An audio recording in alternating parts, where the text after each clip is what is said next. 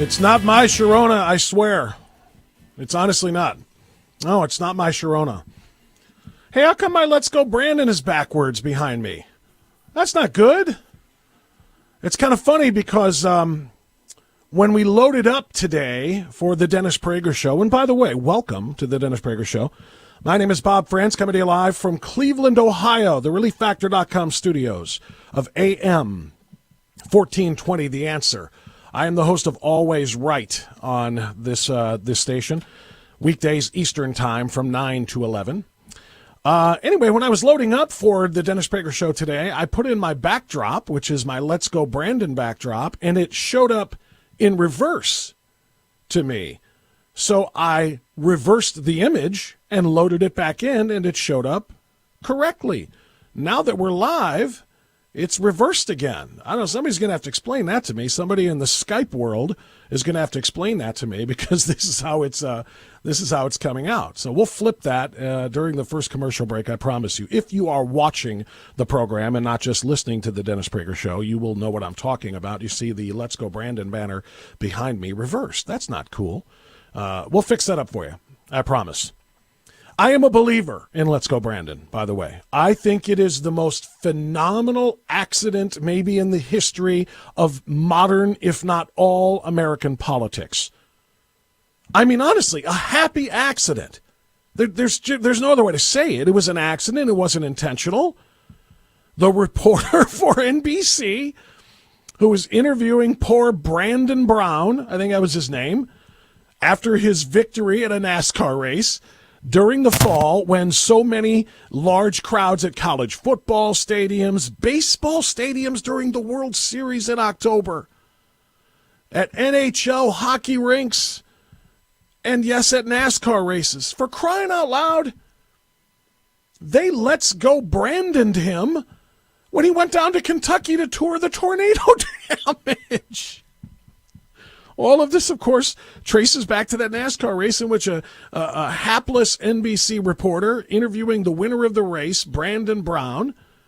You know the story by now. The crowd behind him and behind her continuing to chant blank Joe Biden, the popular chant that has taken over all of these massive arenas with Americans of all walks of life. You know, college students and college football fans, as I say, some of the other sports, some of the other venues, all saying collectively, we don't like what's happening to our country, blank Joe Biden. And this poor hapless NBC reporter doing the interview during a pause, it was very audible over the airwaves of NBC. The F-bomb, blank Joe Biden, tried to cover it by saying, hey, Brandon, they're cheering for you. They're saying, let's go, Brandon. And the happy accident was born.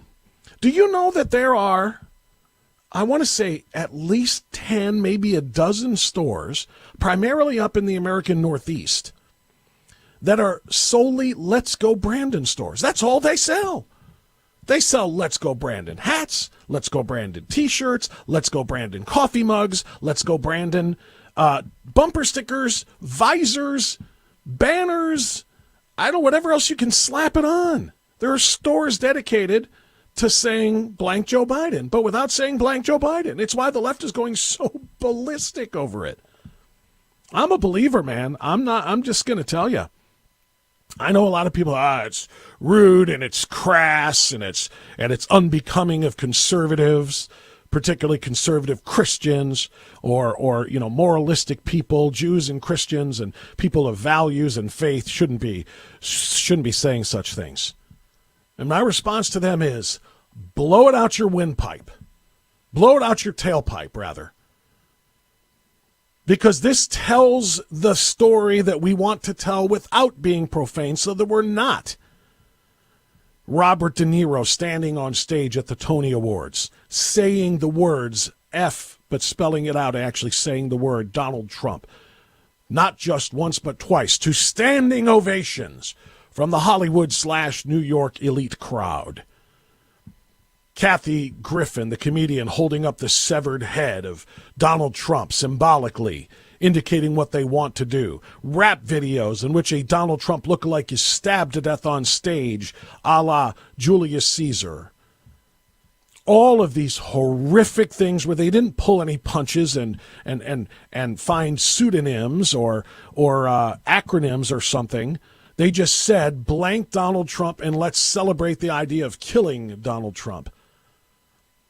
They didn't have any problem with that. And now that we found by an accident a way of saying what we think about Joe Biden without using profanity, a way that underscores what we believe to our core that he is doing to this country. In other words, if Joe Biden is going to blank the USA, then we can say blank Joe Biden, and we can do it without saying the blank word. We can say, let's go Brandon. I'm a believer, man. I'm a believer, and I'm going to continue to say it. I was gifted a hoodie sweatshirt. First of all, my wife got me a Let's Go Brandon t-shirt for Christmas, and then I was gifted a hoodie sweatshirt from a county GOP that I spoke at earlier this week or this past weekend. I wear it proudly. I'm telling you, I wore that the next day to 4 different stores. I had a bunch of errands to run, and I went into 4 different stores, and between 4 different stores, I got no less than 15 comments on the Let's Go Brandon hoodie that I was wearing. You know how many of them were negative? Goose egg. All of them, a smile and a nod that said, let's go Brandon, or love your sweatshirt, or heck yeah. And they pointed at my shirt, and I knew exactly what no less than 15 of them. One of them was at a gas station as I was pumping. Somebody 2 cars behind in the next lane over gave me a little toot-toot. I turned around, and they said, I love your sweatshirt. These 2 older folks loved it. So, yeah, let's go Brandon indeed. And why not let's go Brandon? Why not follow Brandon's playbook? Brandon has decided we cannot be a unified country, even though he promised this is what he would do, even though he promised in his campaign and then in his inaugural address to be not just the president of Democrats or not just of Republicans, but everybody. We're gonna be the adults in the room. We're gonna bring people together rather than be the divisive force that the last president was.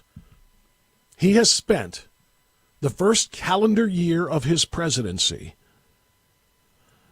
dividing us like we have never been divided before. And 2 days ago in Georgia, he let it all fly. He let it all fly. He said, blank you, Republicans. He said, blank you, conservatives. He said, blank you, opponents of my agenda, our agenda. Blank you, opponents of Build Back Better. Blank you, opponents of the John Lewis Voting Rights Act. Blank you, supporters of voter suppression. You're not even Americans, he said. He said, if you don't stand with me, you're George Wallace, segregationist, treasonist. Or traitor, I guess would be the word. You're Bull Connor, segregationist, racist, traitor. You're Jefferson Davis, literally a traitor, literally the president of the Confederacy. That's who you are if you don't support us. You support these oppressive and suppressive Jim Crow voter laws passed in places like Georgia, where they don't believe in democracy. His anger has been ramped up to a fever pitch. And it's when he is spewing and spouting the vitriol of hatred against anybody who opposes his vision and his platform and his agenda. That's about the only time he's coherent. Have you noticed that? About the only time he can remember what he wanted to say is when he's shouting at us.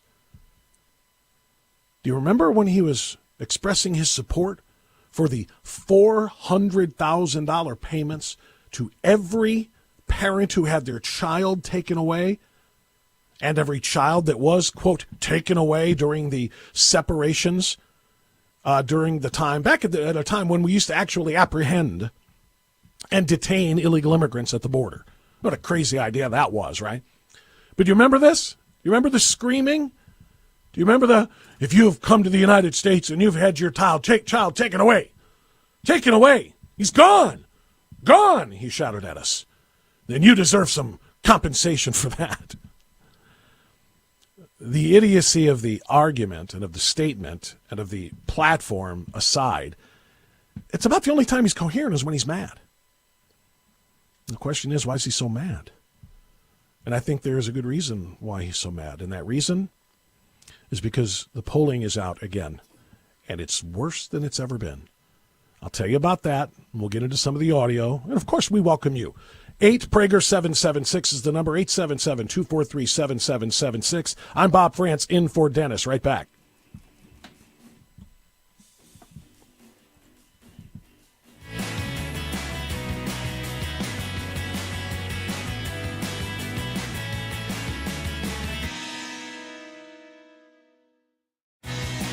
Streaming on Salem Now. There's about 57 Muslim states in the world. There's one Jewish state. The massive ingathering of Jews in the last 150 years back to the land is absolutely unprecedented. They say that there's no greater sign of redemption coming than the Jewish people returning to the hills of Judea. As a Christian, I've always supported Israel's claim to the Holy Land. To me, the Palestinians were just getting in the way of God's plan. 300,000 Palestinians are unemployed.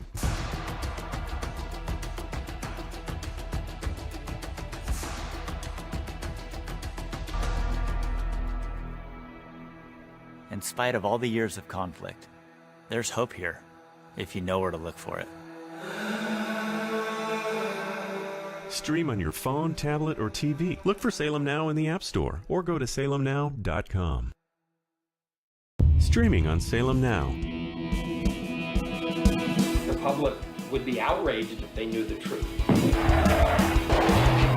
Why do you think our politicians are not on the sidewalk right now talking to you? Don't have no respect. The old wall randomly turns into a guardrail, followed by miles of open border.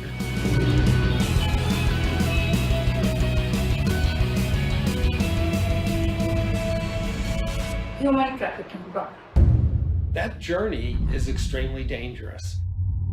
The 7-year-old girl died in the desert. From the country of India. A great pillar of the community was killed by a man who had been deported at least twice. This little urn contains the ashes of my son. His dreams cut short forever. We're so worried about other countries' problems, we don't even focus on our own. Look for Salem Now in the App Store or go to salemnow.com. Man, I miss my father, and I want him to be here with me, but he's not. We all had something in common. A lot of us were miserable. We had no fathers in our lives. This is how I began the life of crime.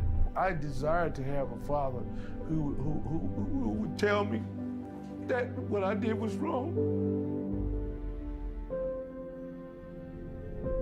Look for Salem Now in the App Store or go to salemnow.com. Trending now on the Eric Metaxas Show. Right. So this has changed in the culture. We now have entire stadiums screaming blank Joe Biden. Right. I actually think that in some measure this is a sign of health in the country. I don't think you're wrong. In fact, my last column, I talk about in essence, what the American people are feeling in terms of how they're being treated by the current administration. Now, excuse me, by the way, I'm not saying I approve of it. Right. It makes me uncomfortable. Clearly. But at the same time, we're talking about what we're observing. It seems like a strange sign of health that we feel free enough to say that. Well, and I don't even know that we necessarily feel free. What I would say is that the American people feel like kind of a battered spouse at this point. Okay, you wrote an article. And that the administration is so abusive to how they're treating people that this reaction that you're seeing, and it started out in 2 college football stadiums. It's now been in dozens to hundreds. It's the new wave. NFL teams had it going on this week. Talladega or NASCAR.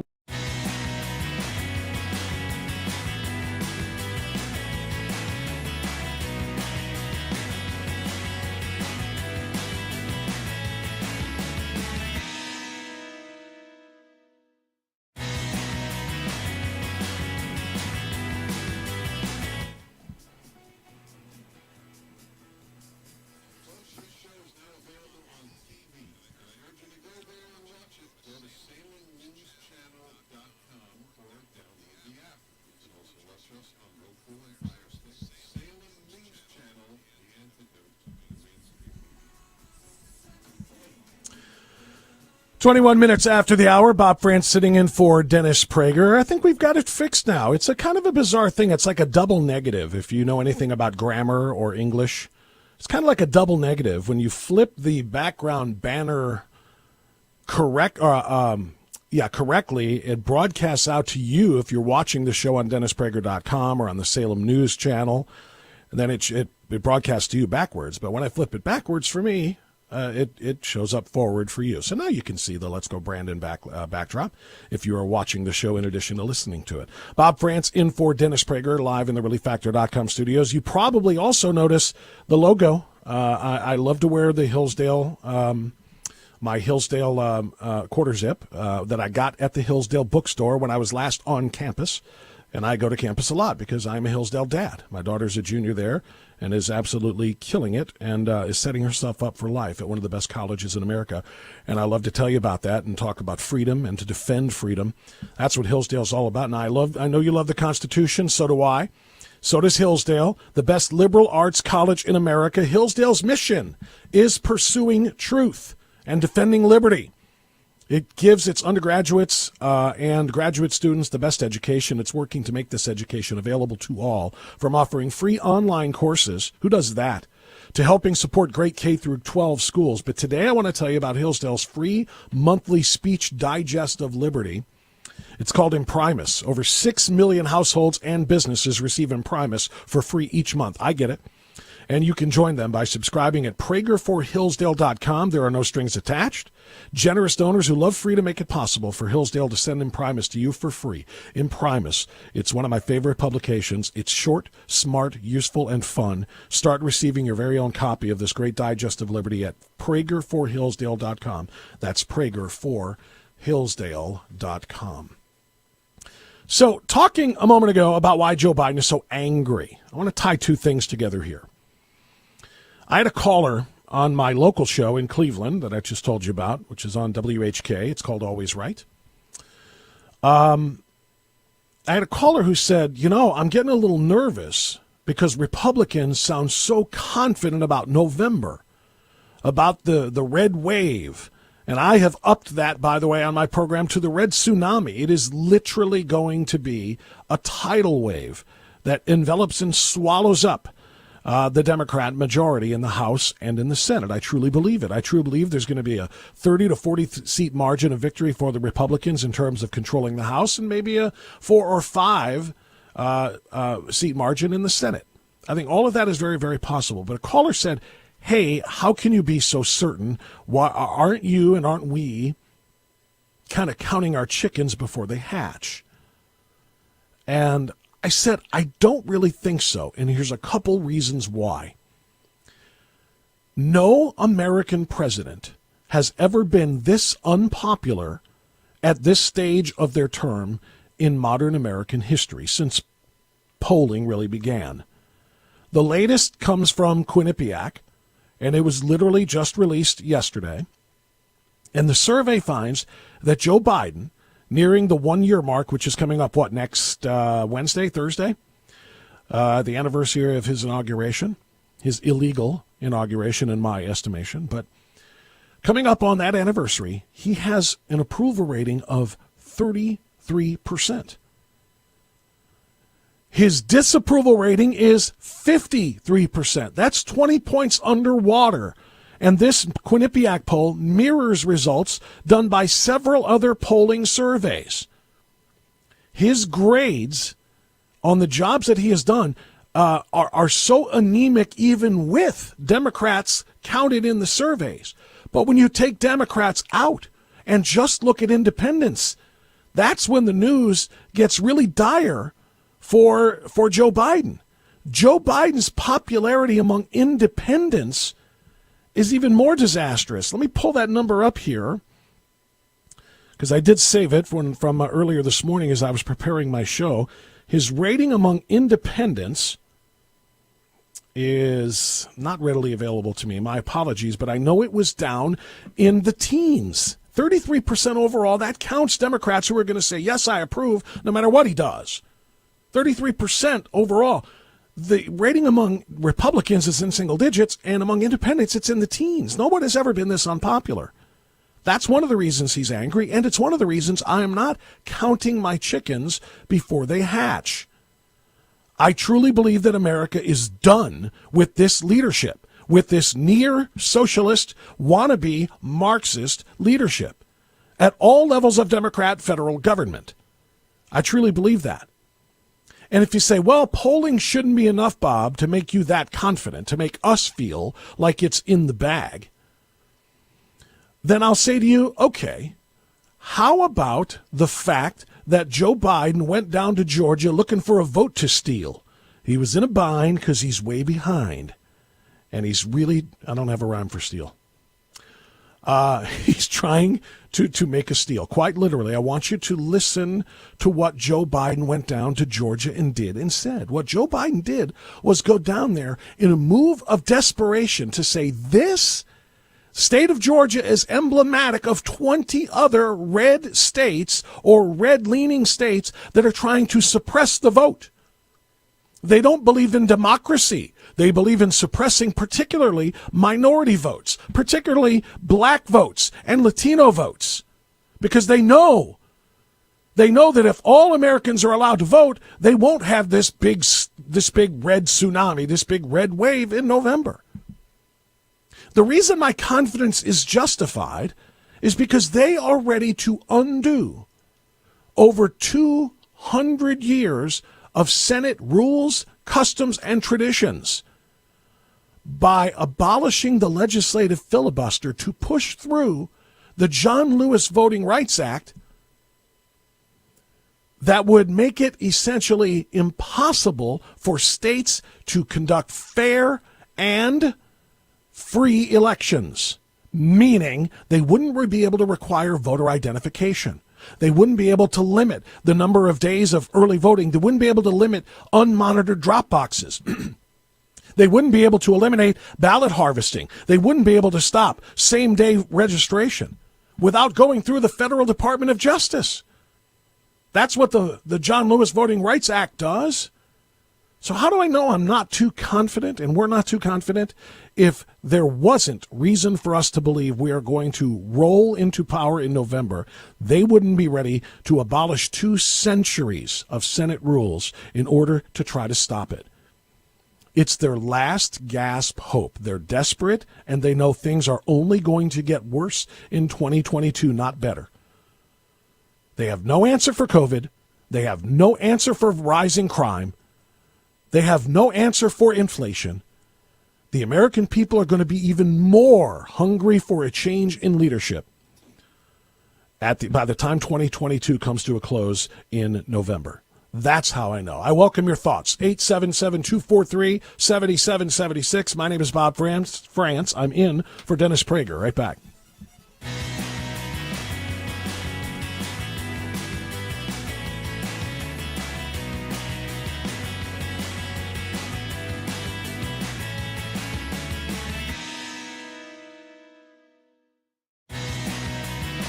The Democratic Party somehow has convinced black people that they're the good guys. Never mind the skanky history of the Democratic Party. That was a party of slavery. They're racist, racist, racist. Everything's racist. Look for Salem Now in the App Store or go to salemnow.com.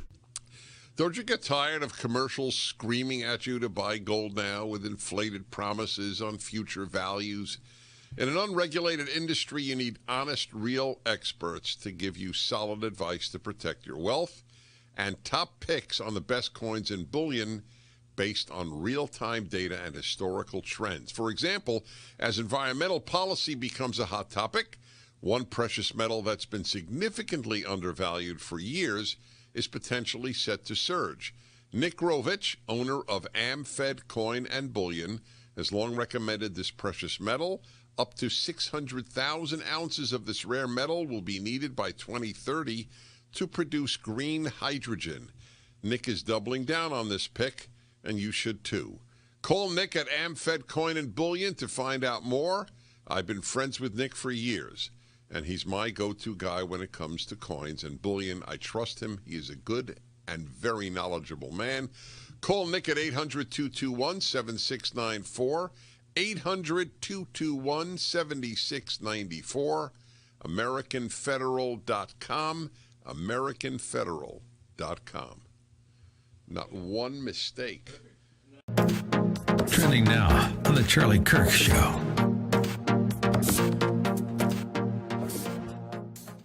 When there is a clash on the left between separate preferred activist groups, who gets preference? Who wins? Now, on the left, they have a hierarchy. Not any different than a hierarchy that you'd have in any sort of organization. You see, when the left has a moment of disagreement or conflict, it is very important to realize that there is a structure of what matters more than something else. I wrote a piece for humanevents.com where I wrote, it was literally called, "This Matters More Than That." Now, a great example of this is when Fauci, the lockdown artist, the anti-freedom activist, mad scientist, who is the best example of the technological and scientific elite that the left worships. When he was even confronted by a talk show host, where they asked Fauci, they said, "So do you think that young people should stop hooking up via Tinder and basically having very promiscuous relationships?" And Fauci said, "Well, you have to understand there's some risk to that." He didn't denounce it because he understood that if he came out against promiscuous behavior for young people, there'd be a revolution. Keep up with what's trending. Subscribe on YouTube today. I think this family can pick you up every time you fall.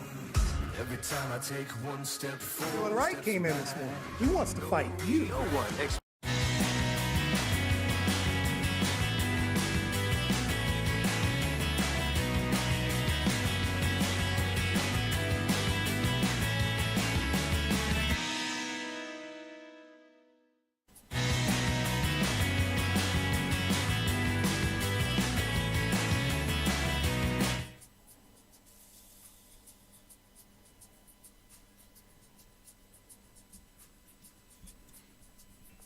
"33 minutes past the hour, which leaves us 27 minutes before the top of the hour. Thanks for being with us. I'm Bob France, in for Dennis Prager, live in the ReliefFactor.com studios of AM 1420 The Answer here in Cleveland, Ohio.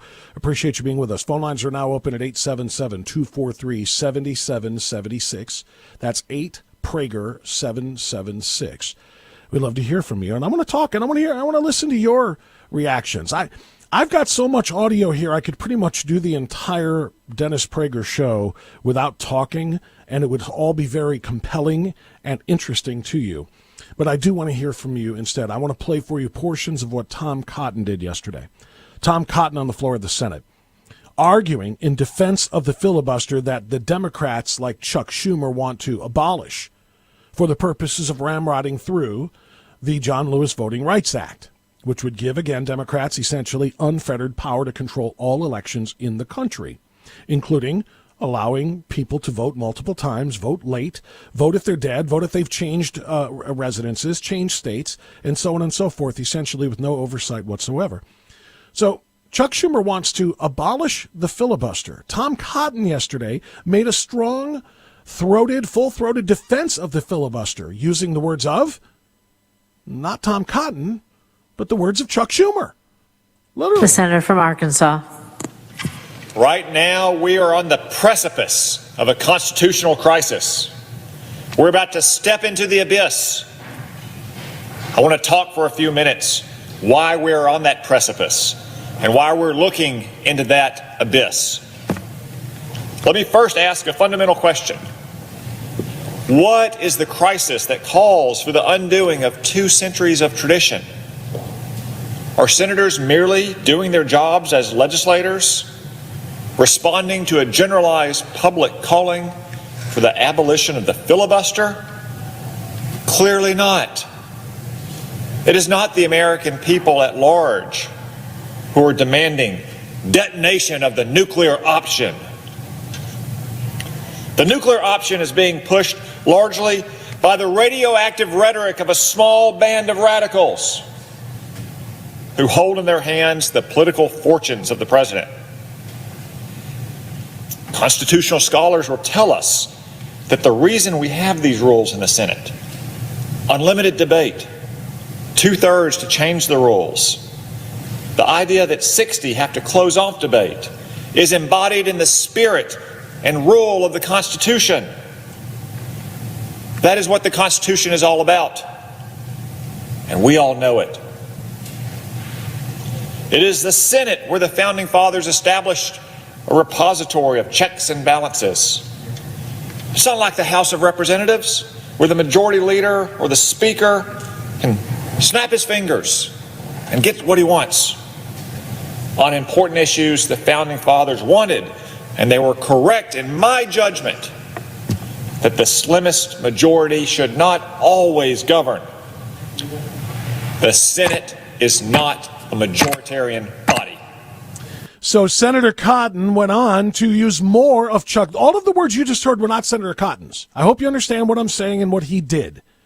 Every word he said in his speech was a Chuck Schumer word, a collection, an amalgamation, a montage of Chuck Schumer comments about abolishing the legislative filibuster, about how terrible of an idea it would be.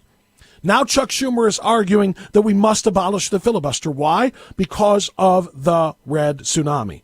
The red tsunami that's coming. There is no hope if they don't change the rules for the filibuster and thus push forth the John Lewis Voting Rights Act by a simple majority. And it's not even a simple majority because, as you know, it's a 50-50 United States Senate.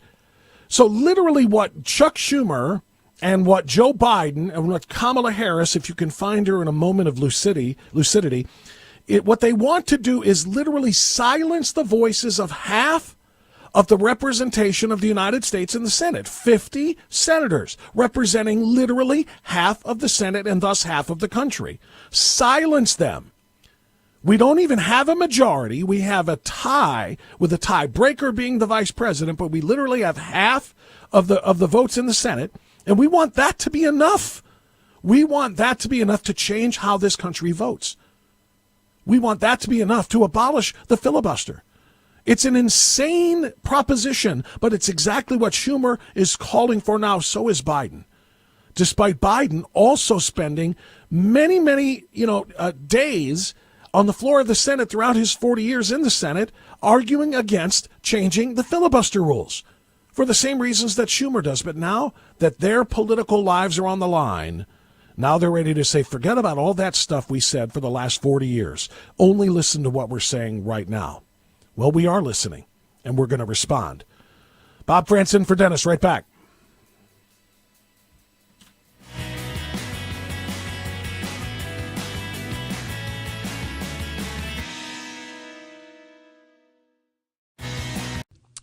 Don't you get tired of commercials screaming at you to buy gold now with inflated promises on future values?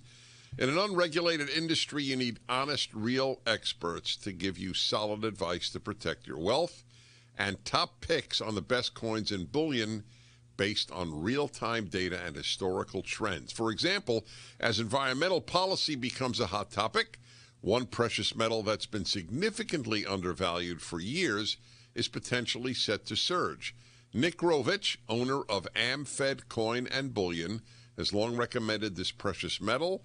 Up to 600,000 ounces of this rare metal will be needed by 2030 to produce green hydrogen. Nick is doubling down on this pick, and you should too. Call Nick at AmFed Coin and Bullion to find out more. I've been friends with Nick for years, and he's my go-to guy when it comes to coins and bullion. I trust him. He is a good and very knowledgeable man. Call Nick at 800-221-7694. 800-221-7694, AmericanFederal.com, AmericanFederal.com. Not one mistake. Trending now on The Larry Elder Show. Good. Thank you for taking my call. My pleasure. I'm a green card holder, have been for 20 years.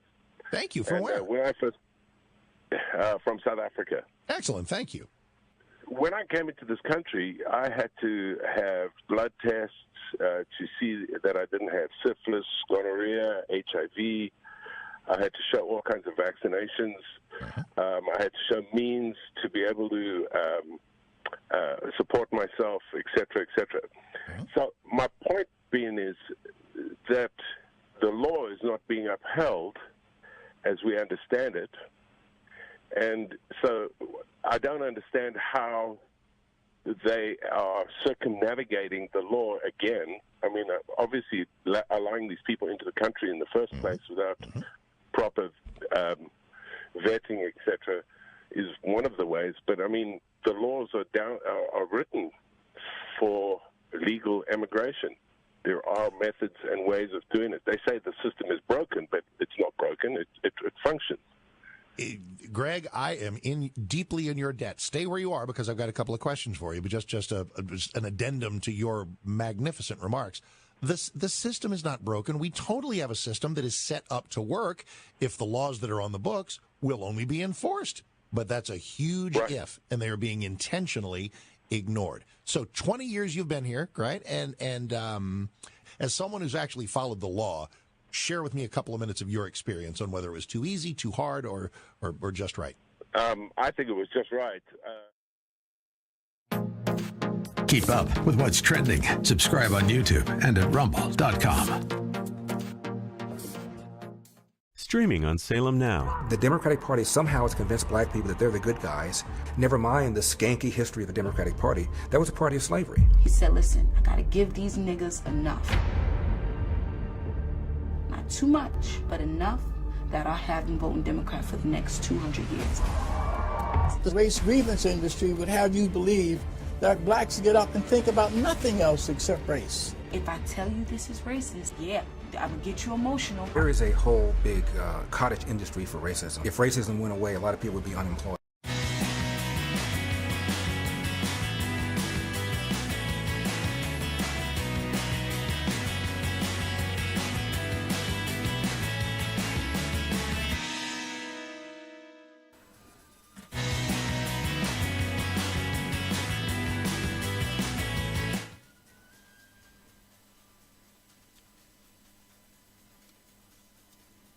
"17 minutes before the top of the hour. Welcome to the Dennis Prager Show. If you're just tuning in, if you're not, and you've been here, you know what we're talking about. And I'm going to ask you to answer at 877-243-7776. That's 8Prager776. My name is Bob France, sitting in for Dennis. I'm here in Cleveland, Ohio, in the ReliefFactor.com studios. I have joined a conservative stampede over to another social media platform. I disconnected or dropped or whatever my 50,000 follower or so account that I had on Twitter about 2 years ago because I couldn't take it anymore. Quite frankly, first of all, when they banned Donald Trump, but not just that, but with the censorship of conservatives, I was done. I wasn't going to continue to give them my time and energy and publicity, quite frankly. So I got rid of my Twitter account about 2 years ago. And I'm now pushing to get away from my Facebook account because I just do not believe in the social media, big tech, technocrat-led censorship, right? But there's a new one that is, quite frankly, pulling conservatives over by the boatloads. It's Getter. Have you used Getter yet? Do you have an account? Getter, by the way, is Gettr. I have no financial stake in this, by the way. I don't own any of it. I don't own stock in it the way some hosts own stock in Rumble and they used to own in Parler. This is just a personal request for you to check out Getter. Levin is there. Tucker Carlson is there. Jim Jordan is there. Larry Elder is there. Charlie Kirk is there. Sebastian Gorka is there. Chad Prather is there. Brian Kilmeade is there. I am there. It's becoming a place for conservatives to share ideas and information without censorship. And so far, so good. I just joined it a few days ago, so I'm just getting started in building a following so that I can communicate with you. But if you haven't gone to Getter yet, please consider downloading that app Gettr, Gettr, and follow me there. I'm on Getter at Always Right WHK. All one word together, Always Right WHK. That's who I am. That's what my program is, and I would love to talk with you there. Anyway, there's a video I posted up there this morning before we came on the air here on the Dennis Prager Show of Joe Biden from his press conference earlier today. And I asked a very simple question that I really would love an answer to. And that is, have you ever seen a more confused and disoriented and overwhelmed and defeated old man in all your life? He's answering questions about COVID, and he is just completely baffled. He is asked a question by one reporter who got through the thick, the cacophony of questions, and he said, "Oh, we'll talk about that later. Come on." And then he sat and listened to the whole bunch of other questions were thrown at him, and he couldn't distinguish one from another. He stares blankly straight ahead. I'm watching, and I'm giving you the play-by-play. Stares blankly straight ahead for 5-6 seconds, puts his head down, brings his crossed fingers up to his chin, staring blankly, not answering or even attempting to identify who is asking the questions, waiting to be saved by the referee, waiting for the referee to come in and wave off the fighters and stop the onslaught, which is exactly what his media team did, and said, "No more questions, that's it, he's done, we're done." He looked like he was about to cry. He looked so confused and dazed and defeated, like, I can't do this. That's just the read you get when you look at it. I can't do this. And he's probably wondering, why do I have to try to do this? Didn't I tell you 2 weeks ago that? There is no federal solution. This gets solved at a state level. There is no federal solution. It gets solved at the state level. Yet they want me to continue to come up with a federal solution. What am I supposed to do? It's just so embarrassing and so sad. And it's one of the reasons that approval rating, it's not just the results. It's watching the man decline. It's one of the reasons that approval rating is down into the very low 30s. 1 in 3 Americans approve of his work, and those are all Democrats. 2 out of every 3 disapprove. He's 20 points underwater. Here's an example of just how dazed, confused, disoriented, and defeated Joe Biden really is and sounds. I want you to listen. It's 27 seconds. This is this morning, talking about COVID and the pandemic of the unvaccinated. Listen. You can find the nearest testing sites for you by Googling COVID test near me. Google COVID test near me. And to help lead our federal testing program, I've tapped Dr. Tom, I hope I pronounced it, Inglesby. Correct? Is that right? Joe Biden is so confused and baffled by what's going on. He can barely read the teleprompter. You should see the squint, as he thought the word tapped was topped. And then he didn't even know the name of the doctor he supposedly topped to lead the federal testing task force. He has no idea who he is. He wants to know. He's Ron Burgundy, and he wants to know who typed this name that I can't say on my teleprompter. Who is this guy?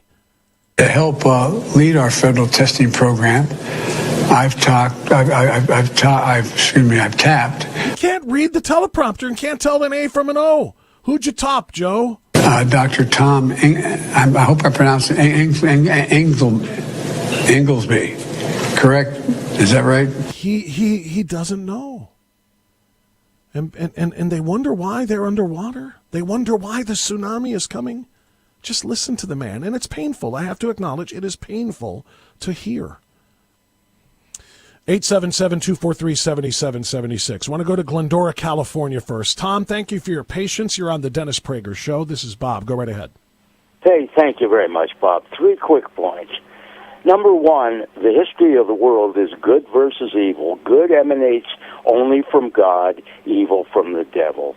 This nation was based on God and committed ourselves to God with all of our terrible flaws of slavery. The best nation ever. Point number two, we are now in such a critical state of succumbing to evil under the Democrats when you look at critical race theory, when you look at the abortion issue, when you look at the Tom, I'm going to have to drop you here, not because of your call, but because of the clock. I appreciate you very much. We'll be back.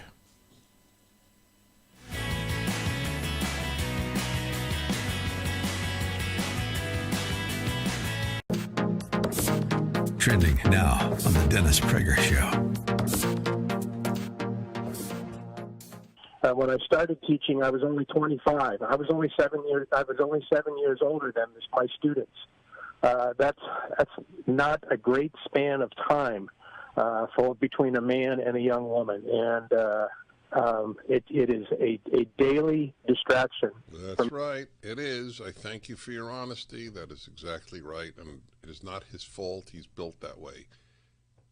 It's no more his fault than food is a distraction to the hungry. Okay? There is no difference between the two.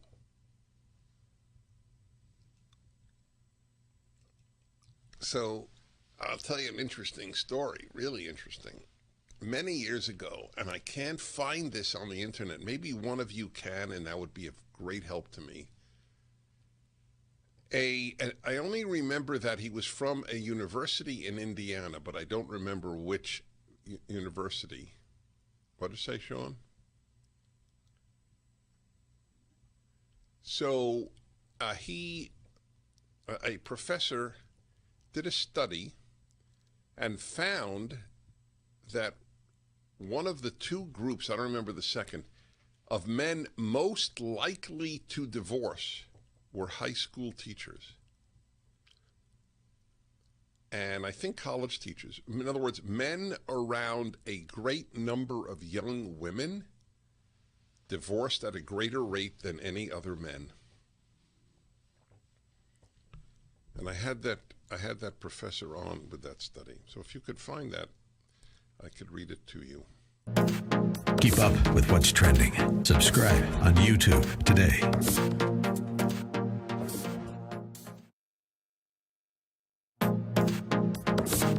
Trending now on the Eric Metaxas Show. Americans still have enough fighting spirit. We're not Canada, we're not Sweden, we're not Germany. And I would say that even under lawful elections where it was close but you lost, the incoming administration would say, you know, we don't really have a mandate. Normally people would say, I've got to deal with this closely divided group. I can't do great, big, dramatic things. This group has come in and said, we are going to go as hard to the left, as hard to progressivism, as hard to socialism, as hard to communism as we can, as fast as we can. We are going to go as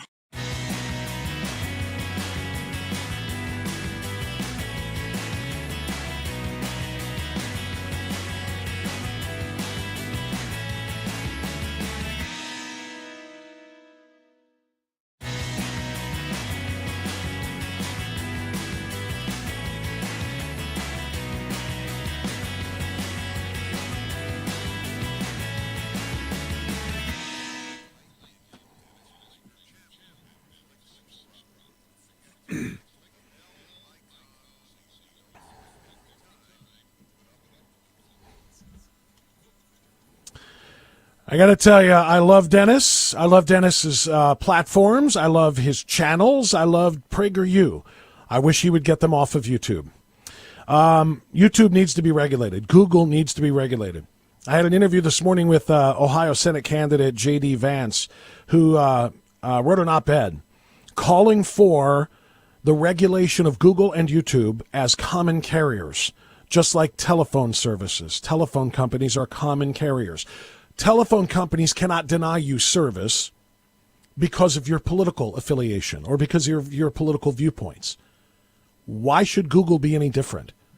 It's very similar. It allows communication and connection. It carries messages and information. Why is Google not regulated like a common carrier and not allowed to refuse service by banning people like Dennis or PragerU through its subsidiary YouTube? I would much prefer to have all of that communication done on platforms like Rumble. By the way, as embarrassing as the clip that I just played from Joe Biden was, it's almost like Kamala said to him, "Hold my beer. Watch how stupid I can sound when I'm talking to Craig Melvin." At what point does the administration say, you know what, this strategy isn't working, we're going to change strategies? 6 former administration officials last week wrote that open letter urging the administration to change course, to change strategy. Is it time? It is time for us to do what we have been doing, and that time is every day. Every day it is time for us to agree that there are things and tools that are available to us to slow this thing down. What in the living hell did she just say? Is it time?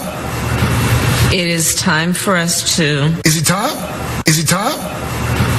It is time for us to do what we have been doing, and that time is every day. Every day it is time for us to agree that there are things and tools that are available to us to slow this thing down. If there has ever been a dumber human being in federal office, maybe outside of Hank Johnson, who thought that Guam would tip over if there was a Marine Corps battalion put on it, maybe outside of him, there may be a couple of others. I could go to AOC very easily. You know, I could go to for crying out loud, Eric Swalwell. There are a few others, but particularly in the executive branch, has there ever been a dumber human being than Kamala Harris, who sounds like she's about to cry because she probably is? We'll be right back.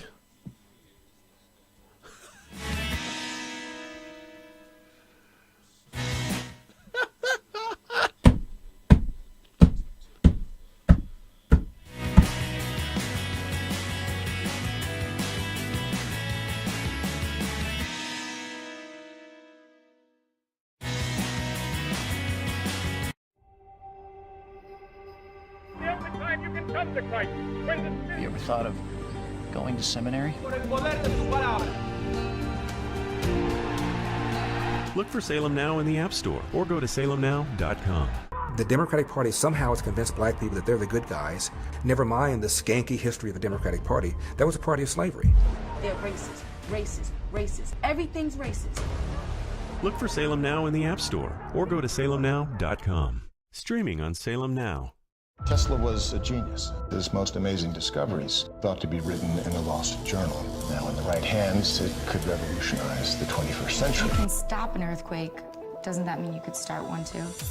That's why that notebook should never fall into the wrong hands. Shall we stop this thing? Save the universe!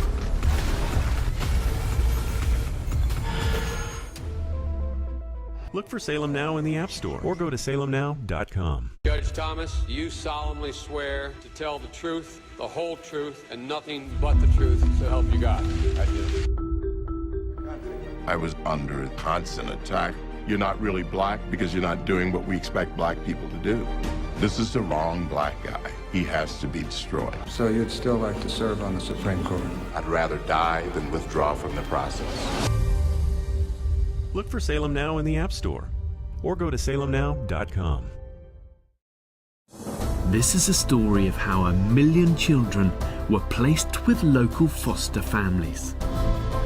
Parents from all walks of life share their stories of overcoming the one-child policy by taking in orphans. At a time where there's so much negativity and cynicism, here's proof that a single leap of faith can change the world. Look for Salem Now in the App Store or go to salemnow.com. Trending now on America First with Sebastian Gorka. How buoyed are you that Americans are finally waking up, JD? Look, I'm very excited about what I'm seeing. Certainly in Virginia, but also in Ohio. It feels like there's a real grassroots movement brewing on the conservative movement right now. And it's, just like in times past, it's not just the politicos, it's not just the establishment folks. Sometimes not even people who are that political, but they're just very fired up about what their kids are teaching. Their kids are coming home crying, upset because they're being told that they're a bad person depending on the color of their skin, and they're just fed up about it. And I think it may very well take down Terry McAuliffe, but I certainly think it is the beginning of a movement all across this country that's going to take down a lot of Democrats all over the nation. In the break, we were talking to my team here, and somebody said, "Well, it's neck and neck, and if Glenn loses by 3 points, that's a big deal in any other normal election." And here's the reaction I have, JD. There is no such thing as a normal election after 2016. Do we have any faith that there will be a normal election? Talk to us about the recent breaking news about Facebook and the censorship of conservatives. You've written a piece about it. How do we get back to quote unquote normal, JD? Oh man, we got a lot of work to do. Facebook did two things basically in the 2020 election, one of which we've known about for a while. They basically censored information that was negative about Hunter Biden and Joe Biden. They promoted information that was negative about Donald Trump. And I really believe that swung the election in a really important way. Keep up with what's trending. Subscribe on YouTube today.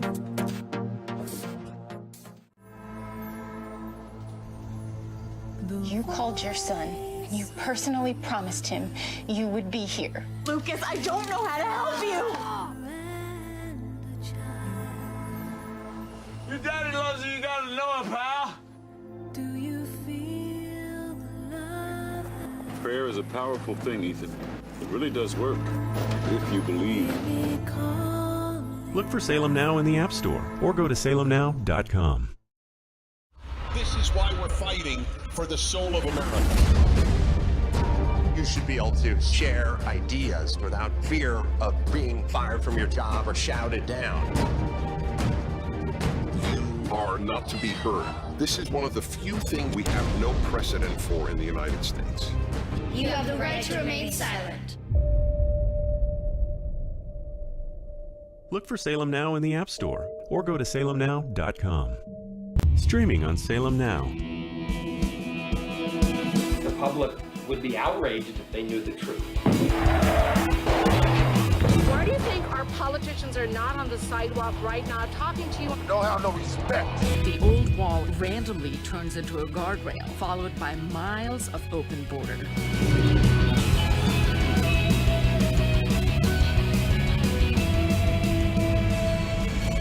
Human trafficking. That journey is extremely dangerous.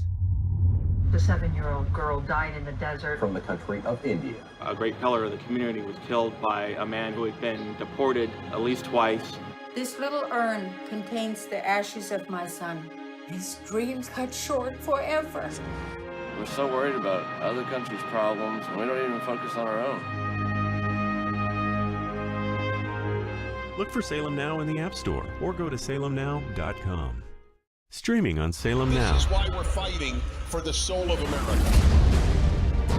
You should be able to share ideas without fear of being fired from your job or shouted down. You are not to be heard. This is one of the few things we have no precedent for in the United States. The only way we separate the good ideas from the bad ideas is to be free to say whatever we want about them. There's no free speech for fascists. Your posts on Facebook, Twitter, and social media will be saved to shame you. Creating an atmosphere of fear and repression, and it's gonna bust. You cannot think differently. It makes it difficult for you to learn from other people.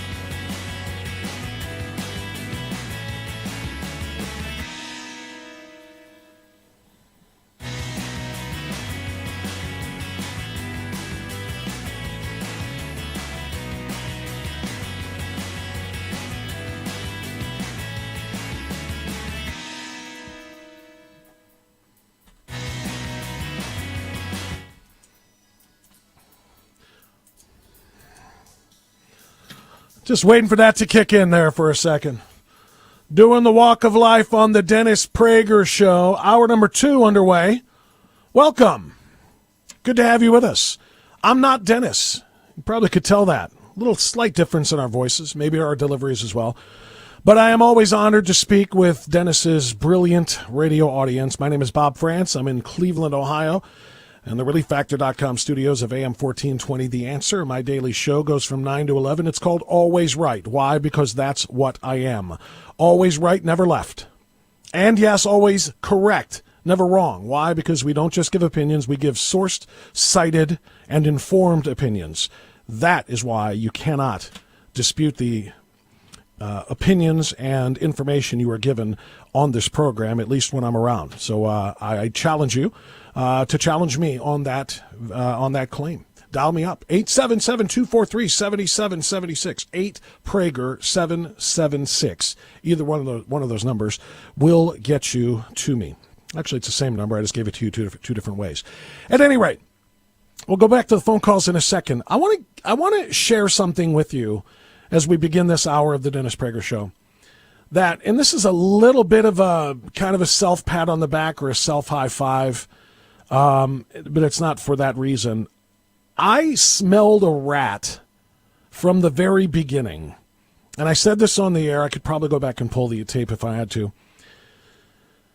I smelled a rat the moment that the National School Boards Association sent their letter to President Biden and forwarded it on to Attorney General Merrick Garland, complaining that too many parents were coming to school board meetings and threatening and intimidating school board members and administrators, and that we want them investigated.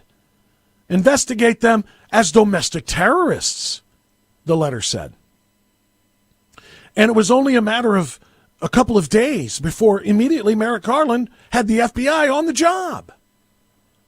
We can't let these parents come into their school board meetings and tell them what to do, tell them not to teach critical race theory, tell them to teach actual American history, such as the founding being in 1776 and not in 1619. We can't let parents tell school board members and administrators what to do. We can't let them come in and demand that their daughters be protected in female bathrooms, locker rooms, and shower rooms. And that boys who think that they're females can't go in there, who do they think they are? These domestic terrorists. The FBI jumped on it so fast. I mean, it was impossible to believe that this wasn't choreographed. And the moment that the SBA, the National School Board Association, retracted their letter after public scrutiny and condemnation, that's when you knew that this wasn't directed by the school board. Now, it's not that I would put it past them. Far too many school boards and federal associations of school boards are far left. And they don't believe that parents should have a say in education. They don't believe that anybody should question the judgment of the unfailing, the perfect teachers that are members of their unions.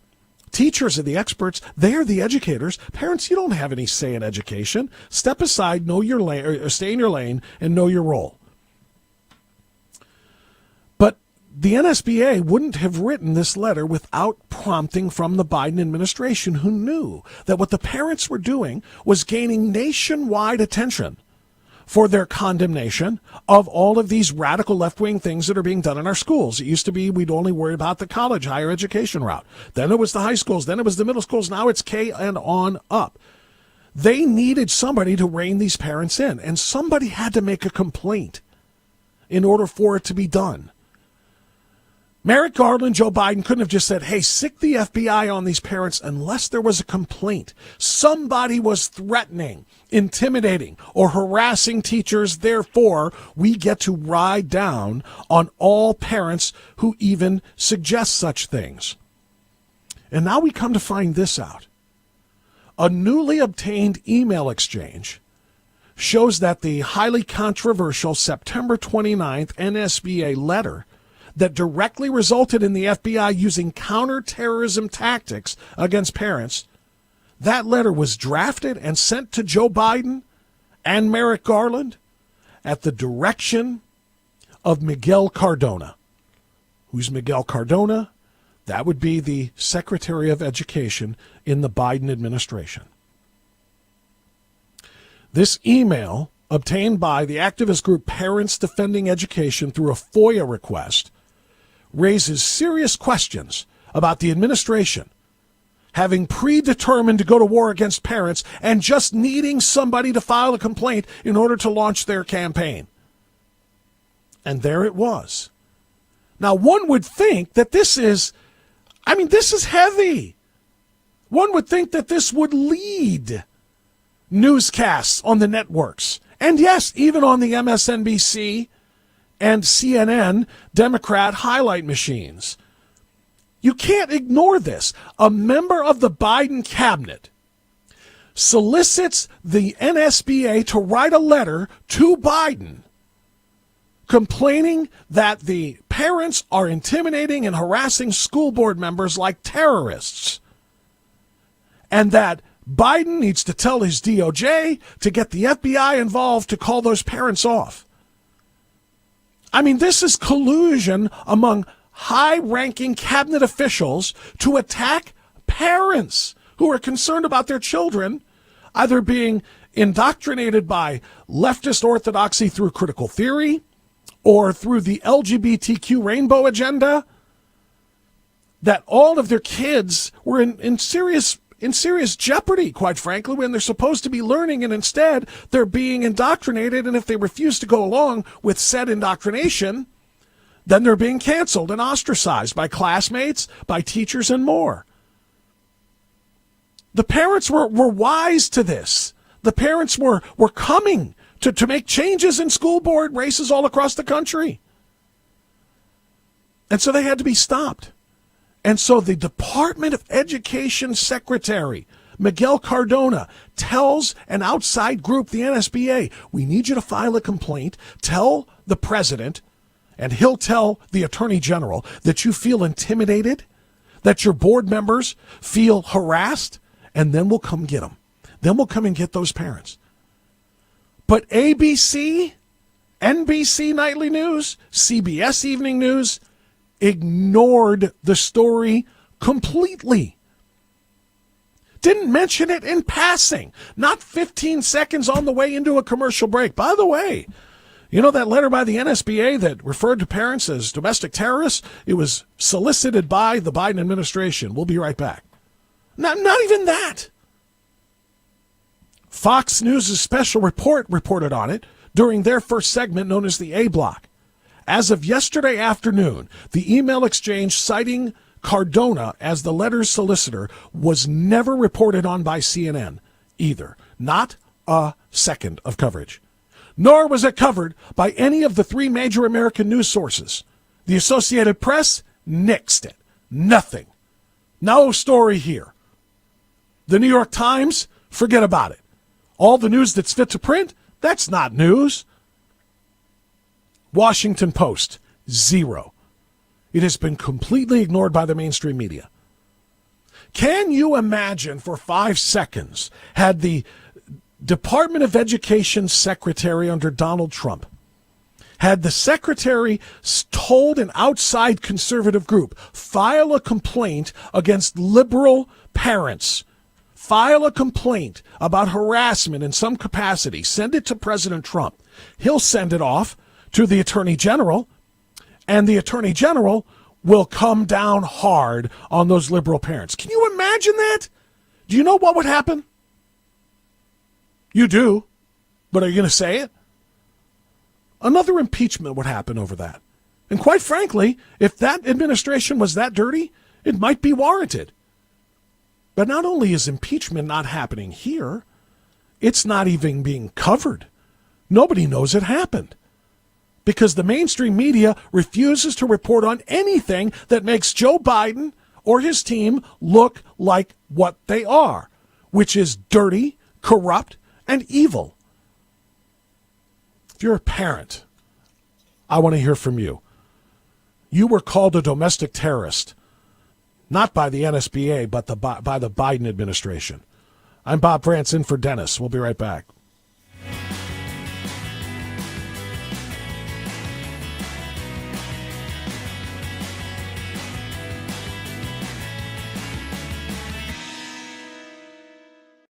Imagine the disruption you talk about. We look at the ports in California. Can you imagine the supply chain disruption if now we can't even unload cargo ships and we're going to have fewer and fewer pilots, fewer trained pilots? I don't want to fly. I don't know if they're going to be like United Airlines and bring social justice warrior pilots on. I don't even want to fly. Listen, if you're a pilot, I don't care if you're pink, red, white. I want the best doggone pilot when I'm sitting up in that can 30,000 feet above the ground. Keep up with what's trending. Subscribe on YouTube and at rumble.com.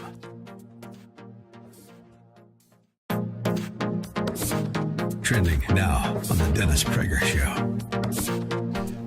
I have never seen in my life the orchestrated hatred to a group of Americans as I am seeing now. It's orchestrated hatred. You are allowed to hate the unvaccinated. Even if the unvaccinated had COVID already, and there is no scientific reason whatsoever for them to take as minimal a risk as it is the vaccine. You are to hate these people. They are killers. They are killing you and themselves. This is this piece of crap governor of California on television. Keep up with what's trending. Subscribe on YouTube and at rumble.com.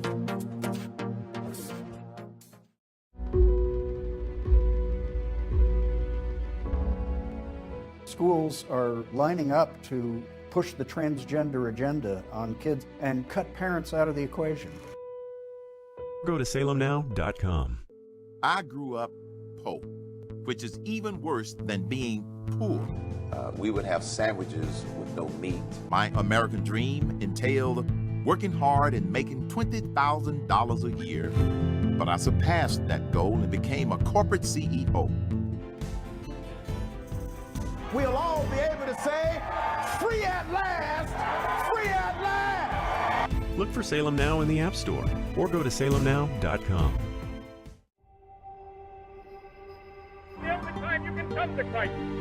You ever thought of going to seminary? Look for Salem Now in the App Store or go to salemnow.com. The Democratic Party somehow has convinced black people that they're the good guys. Never mind the skanky history of the Democratic Party. That was a party of slavery. They're racist, racist, racist. Everything's racist. Look for Salem Now in the App Store or go to salemnow.com. Streaming on Salem Now. Tesla was a genius. His most amazing discoveries thought to be written in a lost journal. Now, in the right hands, it could revolutionize the 21st century. You can stop an earthquake. Doesn't that mean you could start one too? That's why that notebook should never fall into the wrong hands. Shall we stop this thing? Save the universe!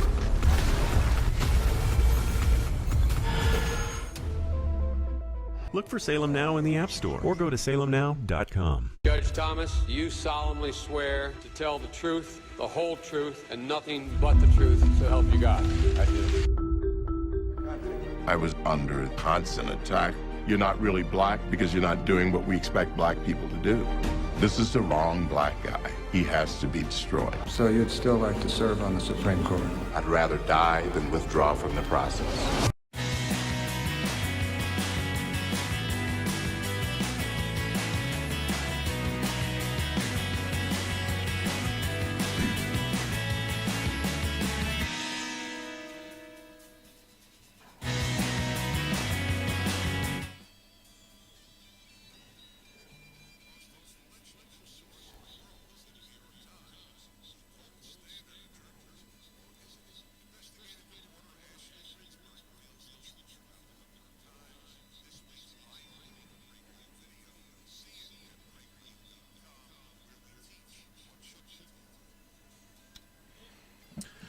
21 minutes past the hour. Bob France sitting in for Dennis Prager, the ReliefFactor.com studios of AM 1420. The Answer in Cleveland, Ohio. Always right on WHK, 9 to 11 Eastern Time. Hey, if you have noticed, home prices are skyrocketing right now for current homeowners. That means your home has more equity. And I want to talk to you about the high cost of living. With your monthly debts being higher, your ability to save money is tougher than ever before. That's why you need to contact Andrew and Todd at Sierra Pacific Mortgage. Do that now to review your cash-out refi options. If you have credit card debt, home improvement projects, or just need more savings, this could be your last chance to take advantage of these low interest rates.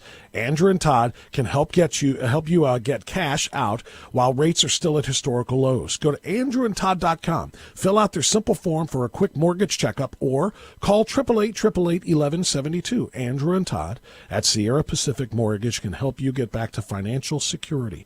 Go to andrewandtodd.com or make that call to 888-888-1172. That's 888-888-1172. By the way, I mentioned it just in passing almost last half hour, and a whole bunch of people are all about Getter. That's awesome, because I just saw a bunch of people follow. Like I said, I just created my account a few days ago, so I'm trying to build it, and just got about 130 people in it. I had 50,000 Twitter followers at the time that I canceled my Twitter account because I refused to be a part of their left-wing censorship. So I and conservatives all over the board are now on Getter. So if you are there, follow me at Always Right WHK. Always Right WHK. If you're not on Getter yet, I suggest you try it. I mean, it's a platform that isn't censoring us the way the Facebook and Twitter models do. So I highly recommend it. Getter, by the way, is Gettr if you're hunting for it on your app store. Gettr. And follow me at Always Right WHK. Okay, let's go to the phones now. We're going to go to Lansing, Illinois. And David is on the Dennis Prager Show. Bob sitting in. David, good day to you, and go right ahead. Hello, David, are you there? David going once. David in Illinois going twice. David, don't make me do it to you. That I canceled my Twitter account because I refused to be a part. Oh, David's listening on the radio instead of through his phone. It happens. It happens to the best of us. It's okay. Call back if you'd like to. Let's go to, and by the way, let that be a lesson, of course. Don't listen through the radio when you're on hold on a talk show. Listen through the phone because you're going to be caught in the delay cycle.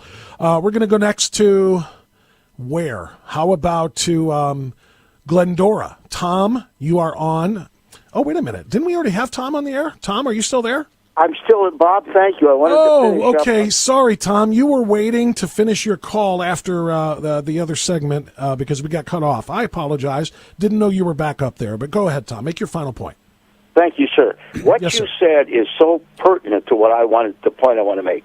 Merrick Garland suppressing and attacking the parents is raw evil, and they're trying to do it to capture the kids, take away the fact that God in this great nation is why we're good, teach them the devil, the evil of CRT, hate, cancel culture, and that's why, Bob, the only solution to stop this vile evil is God. We've got to pray. God does not answer email, but he answers Knee-mail, Knee. We've got to pray, though, for Pelosi, for Schumer, for Biden. It's harder than heck to do, and only God can save the best nation on earth. Please, everyone, become a prayer warrior. We've got to work hard, yes. Don't quit and sit around. Pray and be active, and if we do, I'm convinced God will save us.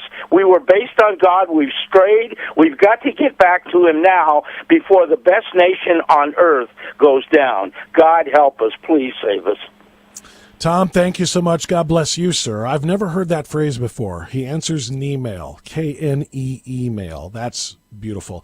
And by the way, here's the thing, though.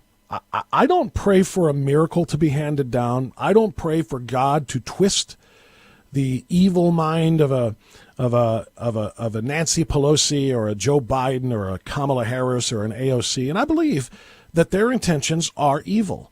They are intending to harm people by the growth of socialist and communist government, which we have evidence, of course, through history, Communism and socialism have killed over 100 million of God's people around the world.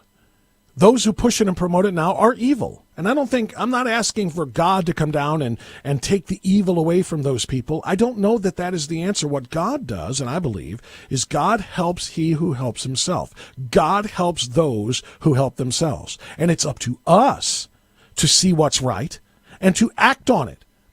And to, I want God to do one thing. Give us the wisdom to see the error of the ways of this nation right now and to go to the ballot box and fix them.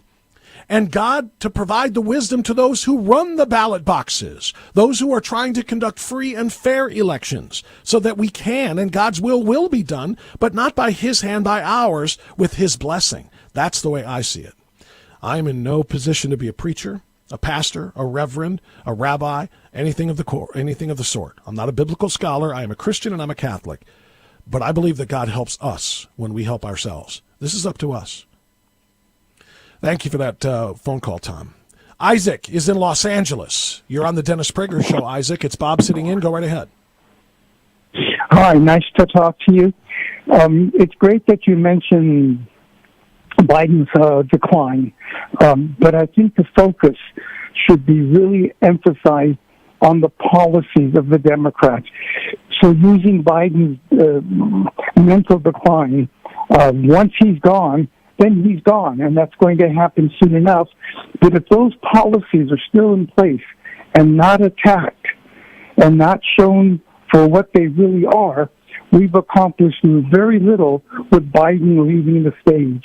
So we really have to use his deteriorating mental state as a way of attacking those policies, making those policies identified with him to get rid of those policies and those people that support those policies, like AOC and things of that nature. Well, Isaac, you are absolutely not wrong. It is not just about his, decline. It is about what he stands for in the first place. But the reality is, and I thank you so much for your phone call, the reality is that the policies Joe Biden has been espousing and pushing for are the party's policies. It's the left-wing Green New Deal socialist part of the Democrat Party that Joe Biden is being twisted and run by. And you're right. If he is pushed and forced out because of his decline, the policies will remain. The good news is there are moderate Democrats that are disrupting those policies. The Joe Manchins and Kirsten Sinemas of the world are disrupting the Green New Deal Build Back Better. They're disrupting the filibuster break and the federalization of the vote. There are moderates that are pushing back against the far left policies. These are the people we need to embrace. Bob Franson for Dennis Prager, right back.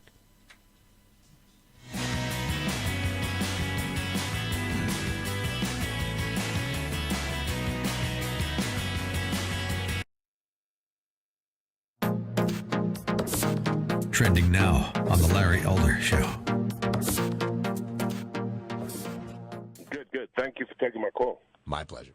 I'm a green card holder, have been for 20 years.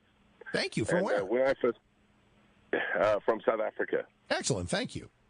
When I came into this country, I had to have blood tests to see that I didn't have syphilis, gonorrhea, HIV. I had to show all kinds of vaccinations. I had to show means to be able to support myself, et cetera, et cetera. So my point being is that the law is not being upheld as we understand it. And so I don't understand how they are circumnavigating the law again. I mean, obviously allowing these people into the country in the first place without proper vetting, etc., is one of the ways. But I mean, the laws are written for legal immigration. There are methods and ways of doing it. They say the system is broken, but it's not broken. It functions. Greg, I am deeply in your debt. Stay where you are because I've got a couple of questions for you, but just an addendum to your magnificent remarks. The system is not broken. We totally have a system that is set up to work if the laws that are on the books will only be enforced. but that's a huge if, and they are being intentionally ignored. So 20 years you've been here, right? And as someone who's actually followed the law, share with me a couple of minutes of your experience on whether it was too easy, too hard, or just right. I think it was just right. Keep up with what's trending. Subscribe on YouTube and at rumble.com. Streaming on Salem Now. The Democratic Party somehow has convinced black people that they're the good guys. Never mind the skanky history of the Democratic Party. That was a party of slavery. He said, listen, I gotta give these niggas enough. Not too much, but enough that I'll have them voting Democrat for the next 200 years. The race grievance industry would have you believe that blacks get up and think about nothing else except race. If I tell you this is racist, yeah, I would get you emotional. There is a whole big cottage industry for racism. If racism went away, a lot of people would be unemployed. The mob during the Minneapolis riots following the death of George Floyd. A bunch of white thugs, frankly, burning down the city's traditional black and Asian business district. They're racist, racist, racist, racist, racist. Everything's racist. Look for Salem Now in the App Store or go to salemnow.com. Streaming on Salem Now. Fiance? No, I can't be your fiance. You're gonna go. You're gonna be my fiance, and you're gonna be the most amazing, fascinating, most successful man ever. We're only gonna be there for a few hours, eat dinner, and I promise we'll have the best breakup of all time. My baby, my princess. Oh, yeah. Stream on your phone, tablet, or TV. Look for Salem Now in the App Store or go to salemnow.com. Trending now on the Dennis Prager Show. When I started teaching, I was only 25. I was only 7 years older than my students. That's not a great span of time for between a man and a young woman, and it is a daily distraction. That's right.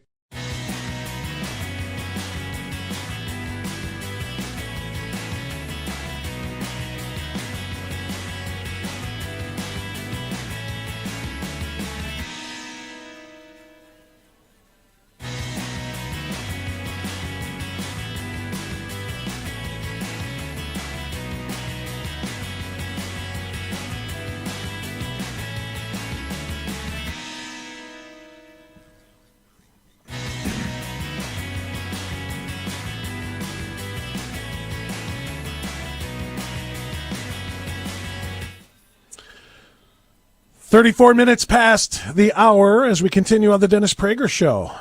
1-877-243-7776. That's 8Prager776. My name is Bob France, sitting in for Dennis from the ReliefFactor.com studios here in Cleveland, Ohio. If you are on Getter, Gettr, on Getter, help us all as conservatives move away from the censorship platforms of Twitter and Facebook. Follow me on Getter at Always Right, WHK, Always Right, WHK, and I'll correspond with you there.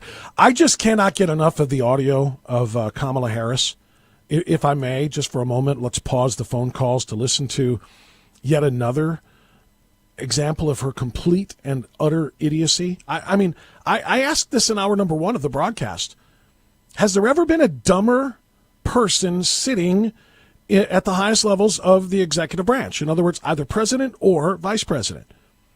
I don't think there has been. She does not know what she's talking about. She doesn't know what she's saying. It's bizarre. I wish it wasn't so. I wish there was something to I don't know, to lean on, saying she's not that bad. She just had a bad moment. But I've never heard her have a good moment during an interview. If she gets asked a question that she does not know the answer to, she is laughing. She's laughing to try to deflect away from the seriousness of the issue. That's what she does. And in this case, she didn't laugh it off. She just did what she sounds like the kid. We all knew somebody in school like this, right? The kid who had to do a book report. And they're standing at the front of the room giving a book report on a book they didn't read. Do you remember those kids? Standing up there looking at the book jacket, trying to pick something out from what the back of the book says to try to sound like they know what they're talking about the title, maybe flipping it over and seeing the name of a character and saying Jimmy did and wanted. That's Kamala. This one-on-one that she had with Craig Melvin, which is supposedly friendly territory in NBC World on the Today Show, is a perfect example. I've got two examples. I bring this up now because of the last caller, who said if Joe Biden gets run out because of competency issues, the policies will remain. And it's true. They'll just be run by somebody dumber. Joe might be more disoriented. Joe might be more confused. Joe might be more dementia-addled, but he's not as dumb as Kamala Harris is. She doesn't face dementia or any of those age-related issues. She's just stupid. And if that sounds harsh, I'm sorry, but I'm not sorry. You listen and find another adjective to describe this response to Craig Melvin's question. At what point does the administration say, you know what, this strategy isn't working, we're going to change strategies? 6 former administration officials last week wrote that open letter urging the administration to change course, to change strategy. Is it time? It is time for us to do what we have been doing, and that time is every day. Every day it is time for us to agree that there are things and tools that are available to us to slow this thing down. It's time for us to do what we've been doing. And that time is every day. Every day it's time to do what we've been doing and do more of it and use the tools that we have to do it. I mean, like I said, an unprepared child in a middle school classroom doing a book report on a book that they haven't read. What are you talking about? Is it time to change strategy? I don't even know what our strategy is, Craig. I don't know what our strategy is. Our strategy is what we're doing, and it's time to do more of what we're doing, which, is every day that we do that time. Is it time? It is time for us to do what we have been doing, and that time is every day. Every day it is time for us to agree that there are things and tools that are available to us to slow this thing down. He said, is it time to change your strategy because it's failing? She said it's time to every day to say that we agree that there are tools out there to do what we do. I've got more stupid from this stampede of stupid that is sitting in the vice president's chair. It's coming up after this.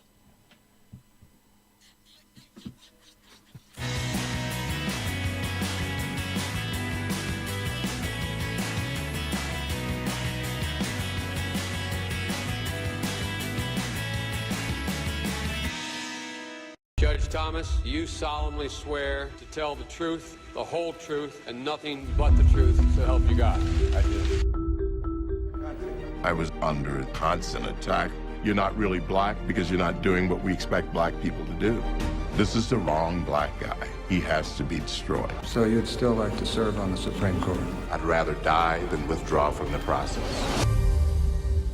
Look for Salem Now in the App Store or go to salemnow.com. This is a story of how 1 million children were placed with local foster families. Parents from all walks of life share their stories of overcoming the one-child policy by taking in orphans. At a time where there's so much negativity and cynicism, here's proof that a single leap of faith can change the world. Look for Salem Now in the App Store or go to salemnow.com. Trending now on America First with Sebastian Gorka. How buoyed are you that Americans are finally waking up, JD? Look, I'm very excited about what I'm seeing. Certainly in Virginia, but also in Ohio. It feels like there's a real grassroots movement brewing on the conservative movement right now. And it's, just like in times past, it's not just the politicos, it's not just the establishment folks. Sometimes not even people who are that political, but they're just very fired up about what their kids are teaching. Their kids are coming home crying, upset because they're being told that they're a bad person depending on the color of their skin, and they're just fed up about it. And I think it may very well take down Terry McAuliffe, but I certainly think it is the beginning of a movement all across this country that's going to take down a lot of Democrats all over the nation. In the break, we were talking to my team here, and somebody said, "Well, it's neck and neck, and if Glenn loses by 3 points, that's a big deal in any other normal election." And here's the reaction I have, JD. There is no such thing as a normal election after 2016. Do we have any faith that there will be a normal election? Talk to us about the recent breaking news about Facebook and the censorship of conservatives. You've written a piece about it. How do we get back to quote unquote normal, JD? Oh man, we got a lot of work to do. Facebook did two things basically in the 2020 election, one of which we've known about for a while. They basically censored information that was negative about Hunter Biden and Joe Biden. They promoted information that was negative about Donald Trump. And I really believe that swung the election in a really important way. Keep up with what's trending. Subscribe on YouTube today.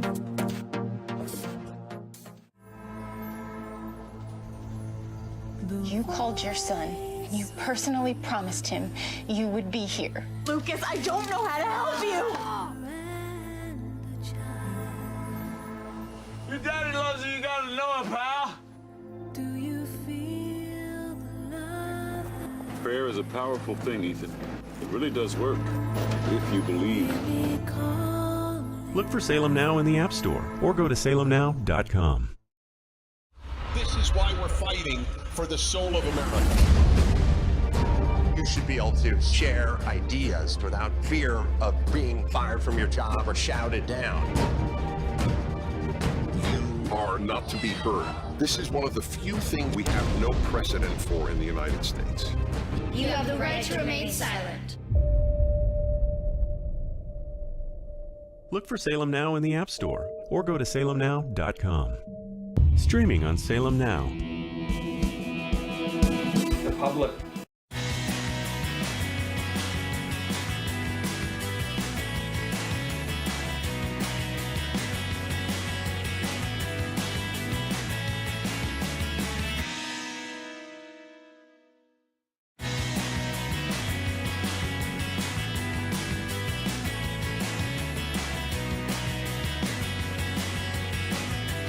Board.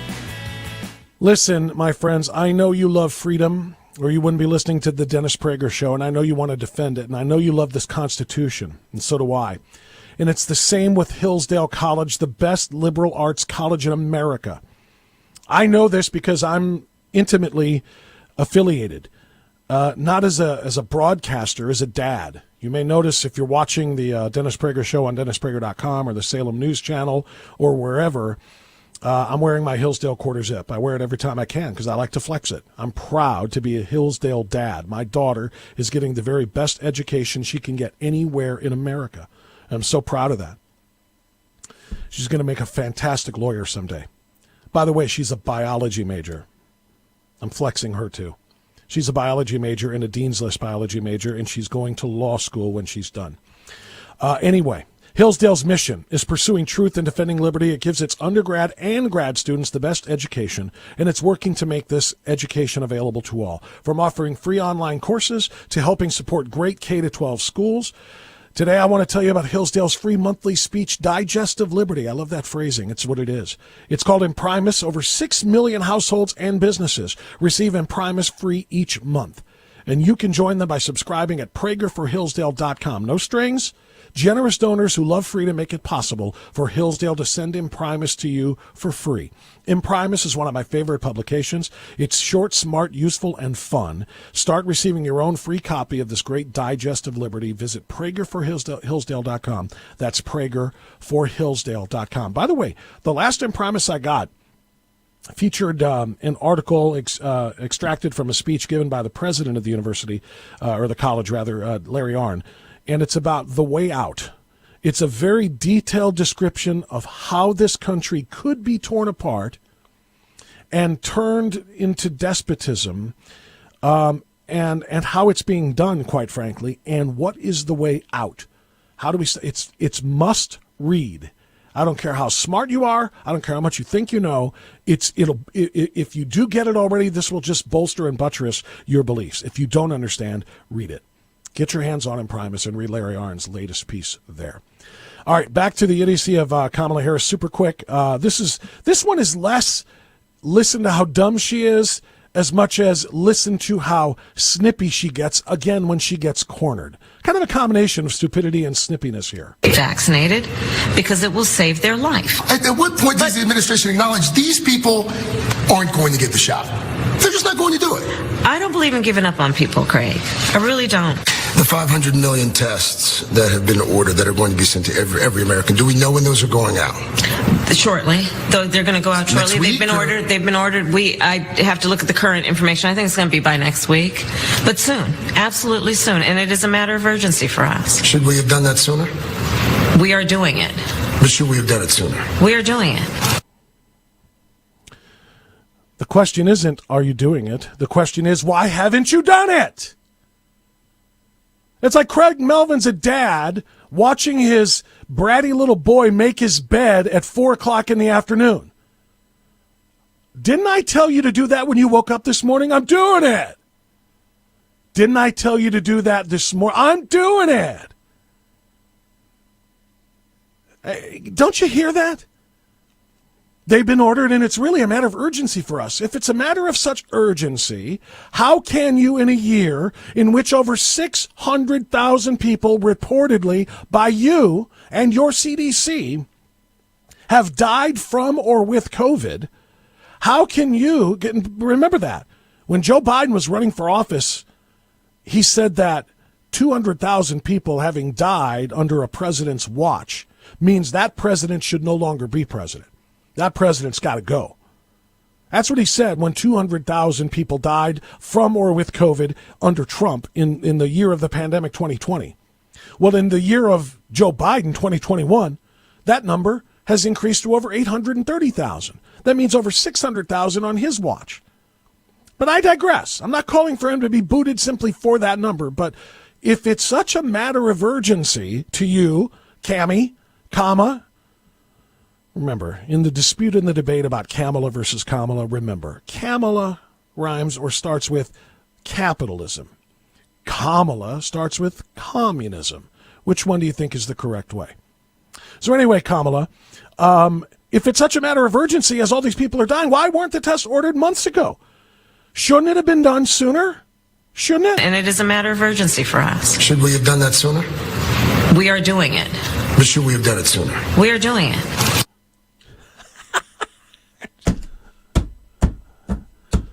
That's our leadership. That's our leadership. I played Biden's idiocy and ignorance, and I've played you Kamala's now. You do know, right, that we are living for the first time, maybe in American history, in a kakistocracy. Do you know what a kakistocracy is?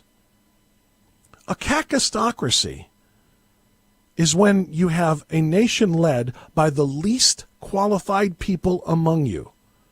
The least qualified, the most ineffective, the most irresponsible are leading you. That's a kakistocracy. The United States right now has become a kakistocracy. Look it up. Brent is in Los Angeles. Brent, thanks for joining us on the Dennis Prager Show. I'm Bob sitting in. Go ahead, sir. Yes, welcome back, Brandon Kicking Bob. I love that. Thank you. Yes, I love your playing of Charlie Daniels. The Democrat devil went down to Georgia for Bull Connor Biden. And Brandon the Butcher is at the height of his tyrannical barbarity like Nero and Caligula. By body count, his medical monster Fauci makes Dr. Mengele look like a satanic amateur. And his best buddy Bird, the KKK Cyclops, would be proud of Brandon's evolving 21st century high-tech slavery, not only to the South, but to the Northeast and the West. I could not agree with you more. All of those things are very accurate statements, and I'm glad you liked the Charlie Daniels reference there. The devil Joe Biden went down to Georgia looking for a vote to steal. He's in a bind because he's way behind in the polls, and he's looking to make a deal. And that deal is, let's suppress all conservative votes by having their votes canceled out by illegal votes. That is what the John Lewis Voting Rights Act is all about. My name is Bob France. I'm sitting in for Dennis Prager, and I'll take more of your calls right after this.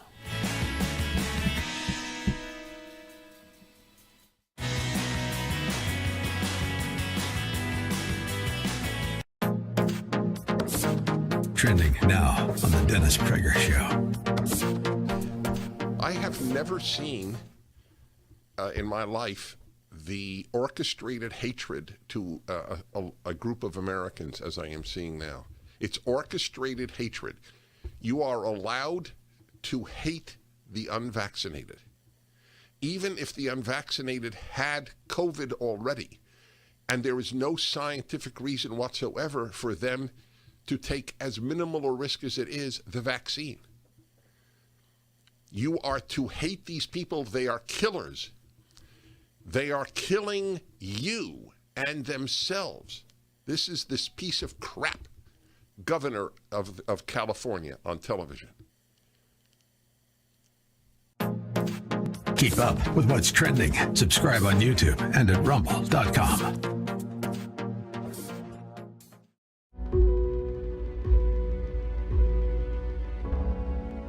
Schools are lining up to push the transgender agenda on kids and cut parents out of the equation. Go to salemnow.com. I grew up poor, which is even worse than being poor. We would have sandwiches with no meat.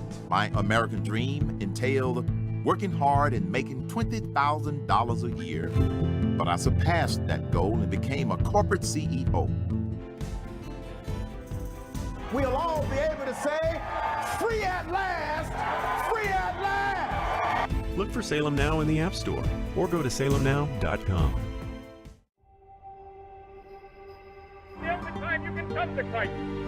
You ever thought of going to seminary?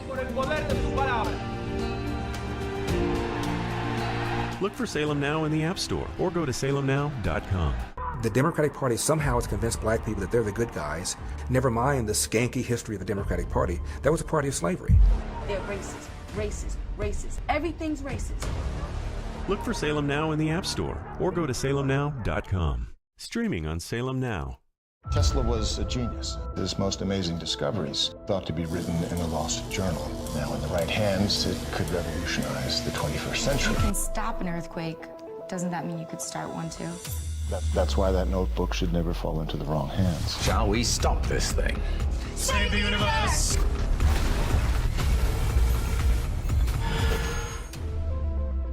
Look for Salem Now in the App Store or go to salemnow.com. Judge Thomas, you solemnly swear to tell the truth, the whole truth, and nothing but the truth, so help you God. I do. I was under constant attack. You're not really black because you're not doing what we expect black people to do. This is the wrong black.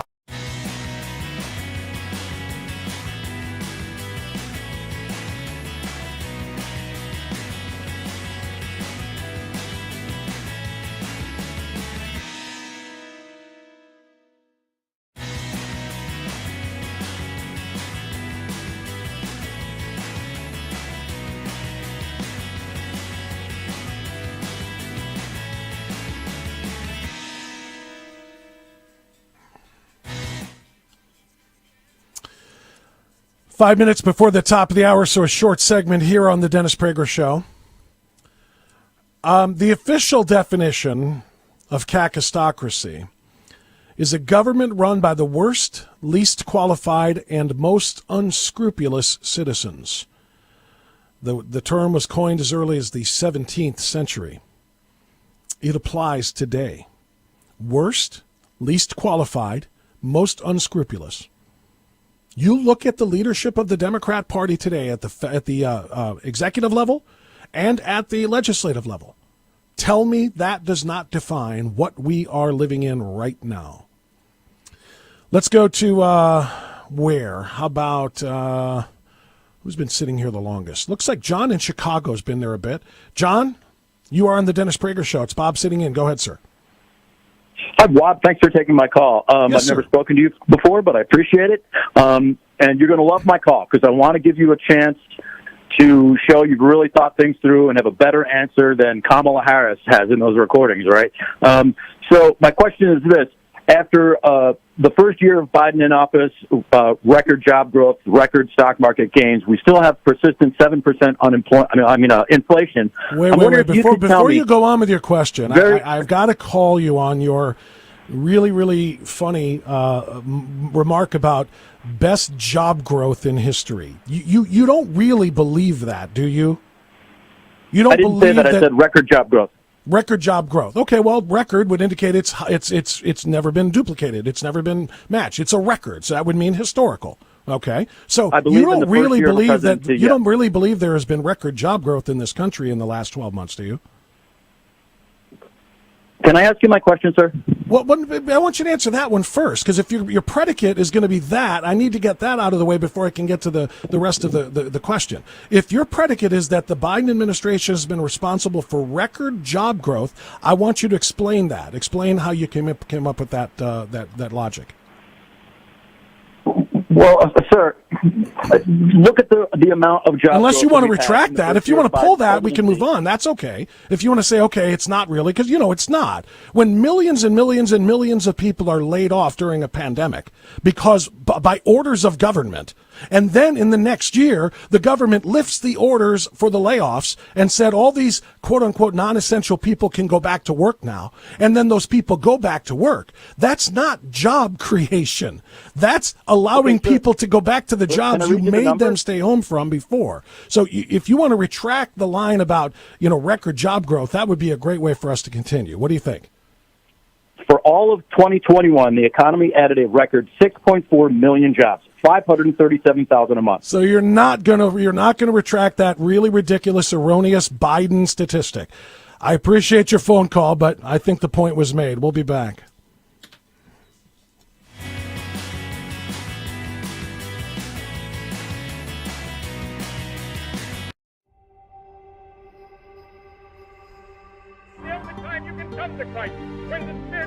Have you ever thought of going to seminary? Billy Graham. Gloria a Dios, hermanos. ¿Quién está listo para ser transformado por el poder de su palabra?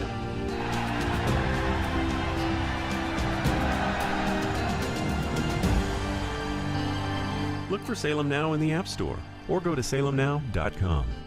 Streaming on Salem Now. I grew up poor, which is even worse than being poor. Our lunch consisted of whatever my mother could scrape together from the dinner the night before. We would have sandwiches with no meat. My American dream entailed working hard and making $20,000 a year. But I surpassed that goal and became a corporate CEO. Put in an economic growth plan called 999.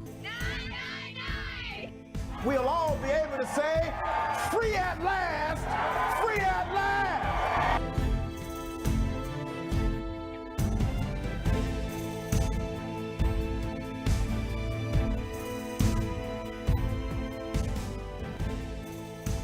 Look for Salem Now in the App Store or go to salemnow.com.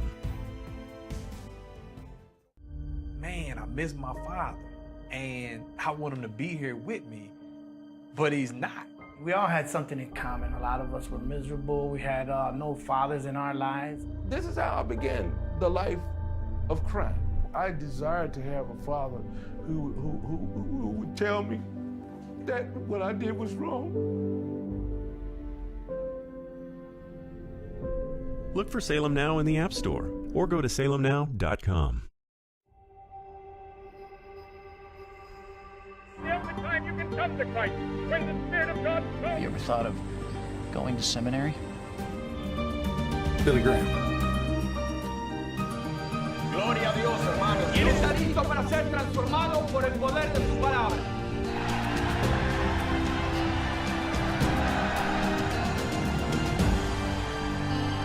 Look for Salem Now in the App Store or go to salemnow.com. Streaming on Salem Now. You're out of your mind if you think this family can pick you up every time you fall. Every time I take one step forward, seems like I fall. Boy, Dylan Wright came in this morning. He wants to fight you. Never say die, gonna give it all. This is your opportunity to get back on your feet. This is my time. Won't quit, I'll just be. You gotta know who it is you're fighting for. That's the fight, Bo. I can't believe I'm saying it, that Bo Lawson can go 10 years without a competitive fight, and here he is going toe-to-toe with the world champion. No one expected this out of him.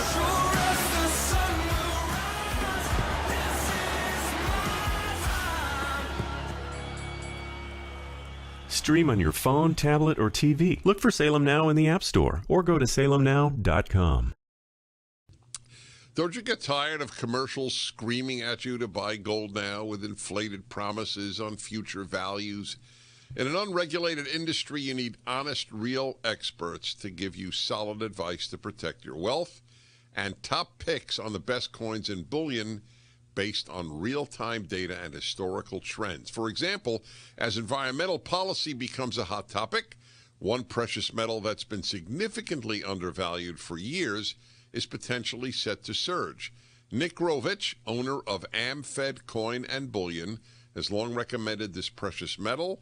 Up to 600,000 ounces of this rare metal will be needed by 2030 to produce green hydrogen. Nick is doubling down on this pick, and you should too. Call Nick at AmFed Coin and Bullion to find out more. I've been friends with Nick for years, and he's my go-to guy when it comes to coins and bullion. I trust him. He is a good and very knowledgeable man. Call Nick at 800-221-7694, 800-221-7694, AmericanFederal.com, AmericanFederal.com. Not one mistake. Trending now on The Larry Elder Show. Good. Thank you for taking my call. My pleasure.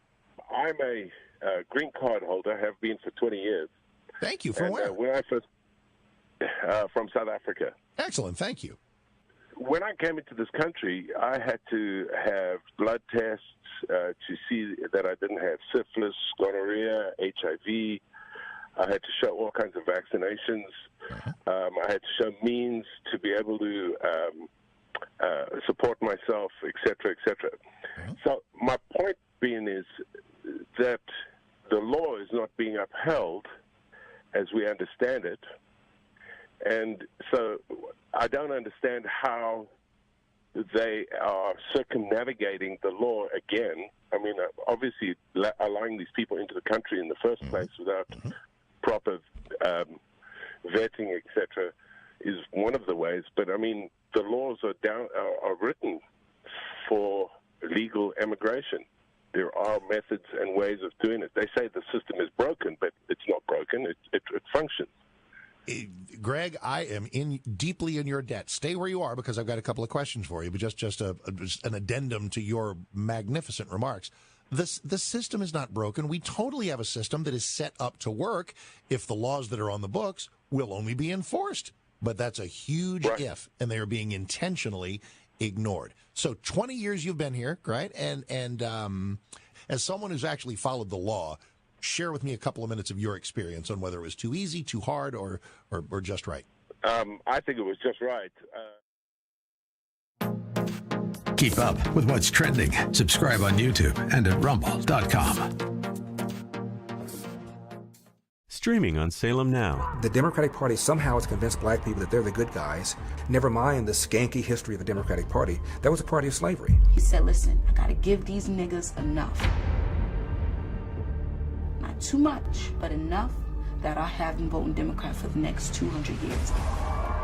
The race grievance industry would have you believe that blacks get up and think about nothing else except race. If I tell you this is racist, yeah, I will get you.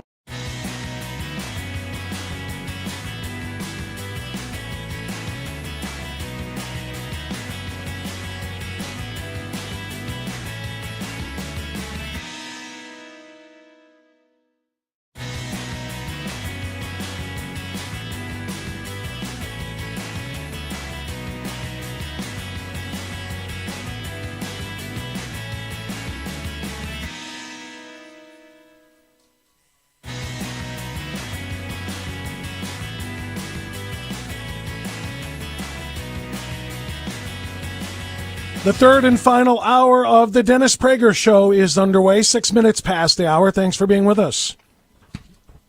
Some great conversations with some very good callers so far in the program. I look forward to more of those in this final hour. But we're going to begin this hour. And once again, I am Bob France, coming to you live from the ReliefFactor.com studios of AM 1420, The Answer in Cleveland, Ohio. That's right. We are always right. Always on from 9 to 11. Always right. Follow me on Getter at at Always Right WHK. Always Right WHK. Moving away from Facebook. Already dumped the Twitter and my 50,000 followers I had there. I will not be a part of censorship again. But conservatives all across the board in media and in elected office are gathering now on Getter, Gettr. If you are not there yet, get there. Gettr, and find me at Always Right WHK. I've only been a member for a few days, and I'm looking to build a following and a bunch of great patriots with whom I can correspond. I want to talk to you at the top of this hour about propaganda. Propaganda defined, and for those who are watching online, I'm reading from a brochure called Propaganda, and I can show this to you right here. It's a brochure that is put out by an organization that I'm proud to represent and be a part of, Citizens for Free Speech. Propaganda and what you can do about it. Propaganda defined according to the Graduate School of Political Management at George Washington University. Since propaganda and public relations both share the goal of using mass communication to influence public perception, it can be easy to conflate the two. Propaganda, however, traffics in lies, misinformation, inflammatory language, and other negative communication to achieve an objective related to a cause, goal, or political agenda. And it's that political agenda that we are talking about and fighting back against because of the damage and the danger damage it does and the danger it poses for the rights of all Americans. Joining me now to discuss this propaganda campaign that has plagued this country is Patrick Wood. Patrick Wood is the founder and the executive director of Citizens for Free Speech. He is also the author of several books. He may be the foremost authority in America on technocracy. And he joins us now on the Dennis Prager Show. Patrick Wood, good to have you back on the program. How are you today? Patrick, can you hear me? Is Patrick punched up? Patrick may not be punched up. Let's try to punch him up. I'm here. There he is. Okay. Patrick, can you hear us now? Okay, good. Patrick, good to talk to you. This is such an extraordinarily important issue. Among all of the issues that CFFS has addressed over the course of the last few years, and in particular the last 2 years that we have been facing an unprecedented assault on our rights, particularly our First Amendment rights, due to COVID responses. The propaganda campaign that they have used to drive those responses and to drive the assault on our rights is something that needs to be exposed and it needs to be battled, and that's exactly what you and I and the team at Citizens for Free Speech are that we're engaged in right now, right? That's exactly correct. And, you know, Bob, I think that the issue of propaganda is probably the most important thing that we can look at as it relates to free speech and our First Amendment rights. I think this is an absolutely critical topic that will help diffuse all of the other things that we're dealing with today. You know, Patrick, it's when we think of propaganda, a lot of us anyway, we think of propaganda. We think of the propaganda machine used by the Germans, by the Nazis more particularly, in the run-up to World War II and within it. That's how they generated support among the masses. They had propaganda campaigns that were misinformation, that were outright lies about the Jewish people living in Germany and in Europe, lies about the threats that they posed, lies about what their end goal was themselves, talking about the Third Reich. We think of propaganda, that's kind of the first thing that comes to mind. Maybe next would be Soviet propaganda, particularly during the Cold War. Are we in that kind of territory right now here in the United States when we talk about the propaganda campaign being used to enslave people to their own fear in order to control them by a big government entity? Well, that's right, Bob. Propaganda has been around for a very, very long time. It was defined really succinctly in the early 1900s, but it's been used by despots all around the world ever since. And the idea of propaganda which seems foreign to most people. It's like some kind of a buzzword or something that's used. Doesn't really mean anything, but it does mean something. In fact, universities around the world have been formally teaching formal classes on the techniques of propaganda. It's a highly defined topic. There's books been written on it. There's university lectures. There's papers. This is not something that is folklore or urban legend at all. And when we simply went to the textbooks, to the literature, to find out, well, what is propaganda historically, honestly, I was rather shocked that it has been so well defined and so succinctly defined in professional academic literature that, you just want to think, why doesn't everybody know this? Well, we're going to tell them. This is a big thing. We're going to tell people what it is and how they can recognize it. Yeah, and more than just how they can recognize it, Patrick, is what they can do to disassociate from it and to stop it, because that's the key. And we're going to talk about tonight's National Town Hall meeting, in which propaganda is going to be addressed by a couple of very, very informed speakers on this issue for Citizens for Free Speech. But before we go there, it's one thing to define propaganda. It's another thing to recognize when it is being used, and thus, again, make your judgments and your decisions on what you're going to do about that based on the reality. And in this particular moment in time, over the last 2 years of the COVID crisis and the pandemic, people have lost their rights. CFFS stands for Citizens for Free Speech. Generally, we're talking about the First Amendment, but it's certainly about much more than that. It's about all of our rights guaranteed us in the Bill of Rights, and they're all under attack. And what they're using as justification, Patrick, is the definition of propaganda. Silencing dissenting points of view, silencing other scientists who challenge the narrative and the orthodoxy and the agenda of the recognized federal scientists in order to keep the people afraid, in order to keep people willing to do what the government tells them.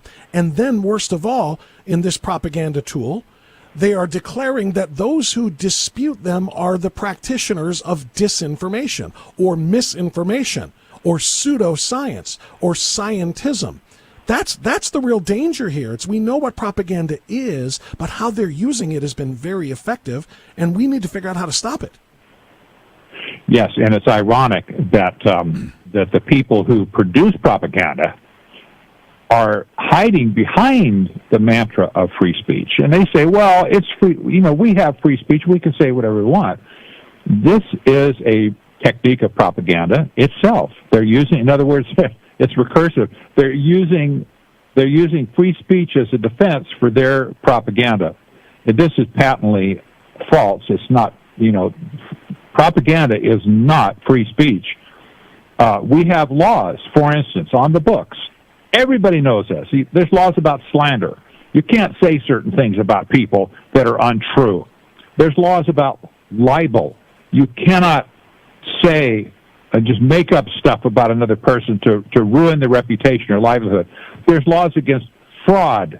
That is the act of deceiving and, intentional perversion of truth, as a dictionary says, in order to induce another to part with something of value or to surrender a legal right. There are laws on the books that speak against propaganda almost in every case. And the fact that they hide behind free speech, we need to stop that myth.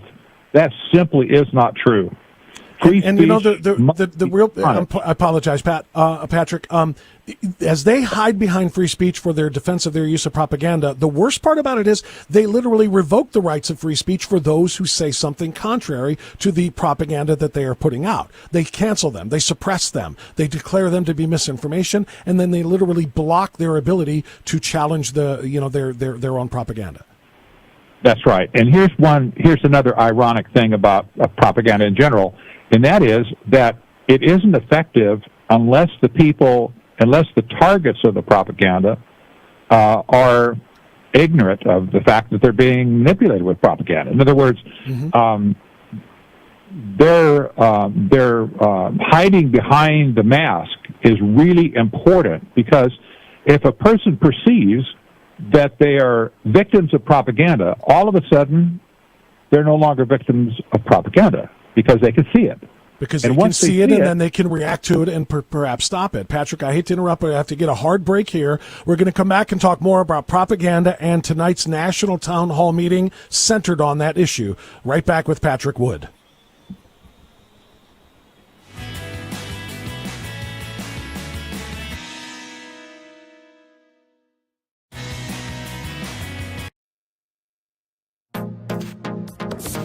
Trending now on the Eric Metaxas Show. Right? So this has changed in the culture. We now have entire stadiums screaming blank Joe Biden. Right. I actually think that in some measure this is a sign of health in the country. I don't think you're wrong.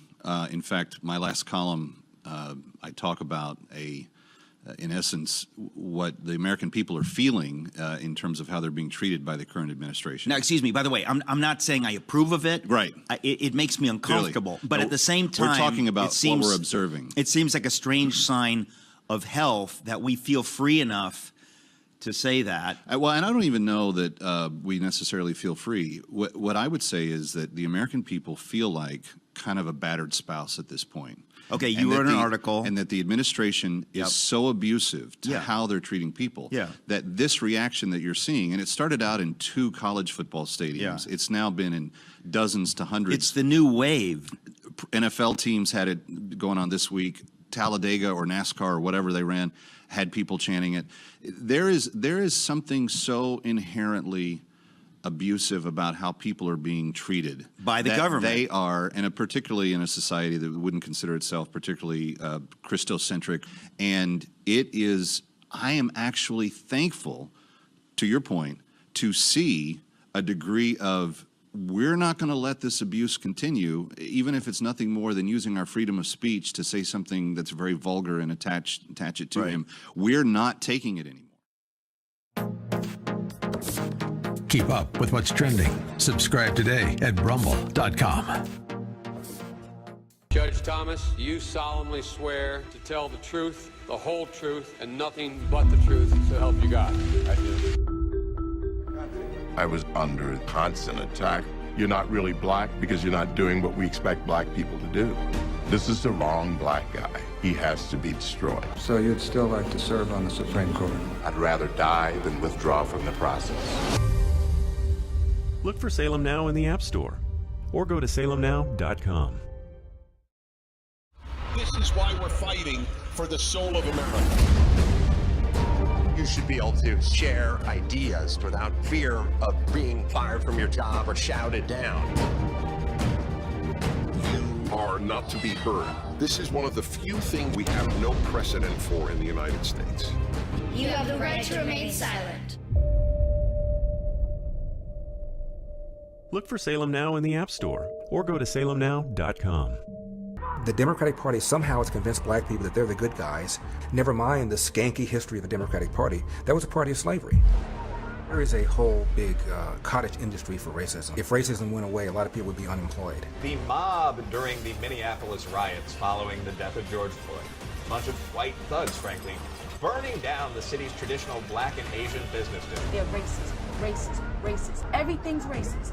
Look for Salem Now in the App Store or go to salemnow.com. The Democratic Party somehow has convinced black people that they're the good guys. Never mind the skanky history of the Democratic Party. That was a party of slavery. They're racist, racist, racist. Everything's racist. Look for Salem Now in the App Store or go to salemnow.com. Don't you get tired of commercials screaming at you to buy gold now with inflated promises on future values and an unregulated...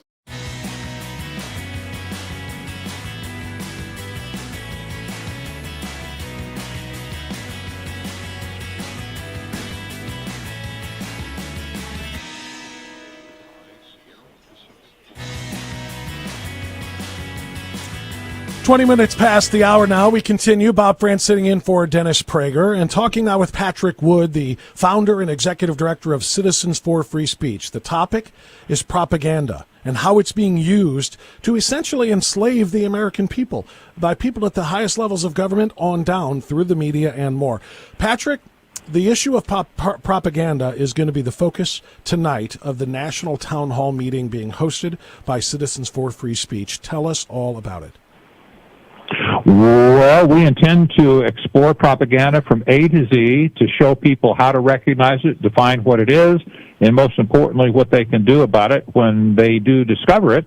We've got probably an hour and a half to lay this all out. We've got some really good experts on call to be our panelists. We have Joshua Phillip of the Epoch Times, a well-known international journalist, as well as Alex Newman, also a well-known international journalist. Both are younger than we are, Bob, I have to say, but this is a good thing because they are professional journalists and they deal with propaganda on the receiving end all the time. And they are debunking propaganda all the time. So they have a lot to say about propaganda. So we're going to address this issue, and then we're going to have a question and answer period afterwards so people can ask their questions. We're going to stream it live on a very popular video platform, and we encourage people to RSVP ASAP by going to citizensforfreespeech.org and simply clicking on the banner at the top of the page and RSVPing, and you'll receive the link, the direct link, on how to access the live broadcast when it starts up at 8 o'clock Eastern tonight.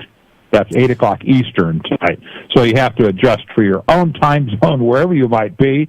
That would be 5 o'clock, 5 p.m. Pacific time, etc. Patrick, so important. And by the way, you mentioned a very popular video platform, and I'm so excited, excuse me, to let people know that it's not YouTube, that we are not giving Google any more of our time and our attention and our participation. Google, of course, is the parent company of YouTube, and we are not using YouTube. We are using Rumble, which is another, as you say, very popular platform and a great opportunity for people to be exposed to something that doesn't trample on the rights of, our free speech rights, rather, by censoring people who do not, advance the same narrative and preach the same message of the leftists who run those organizations. So our National Town Hall for Citizens for Free Speech tonight is on Rumble, and that's not by accident. That's important because, quite frankly, Patrick, Google and these other far left technology companies out in Silicon Valley, they are purveyors of the same propaganda that we are going to be discussing tonight. They are actually the instigators of this propaganda, and I can almost guarantee if we broadcast this tonight on YouTube, we probably would be terminated midstream.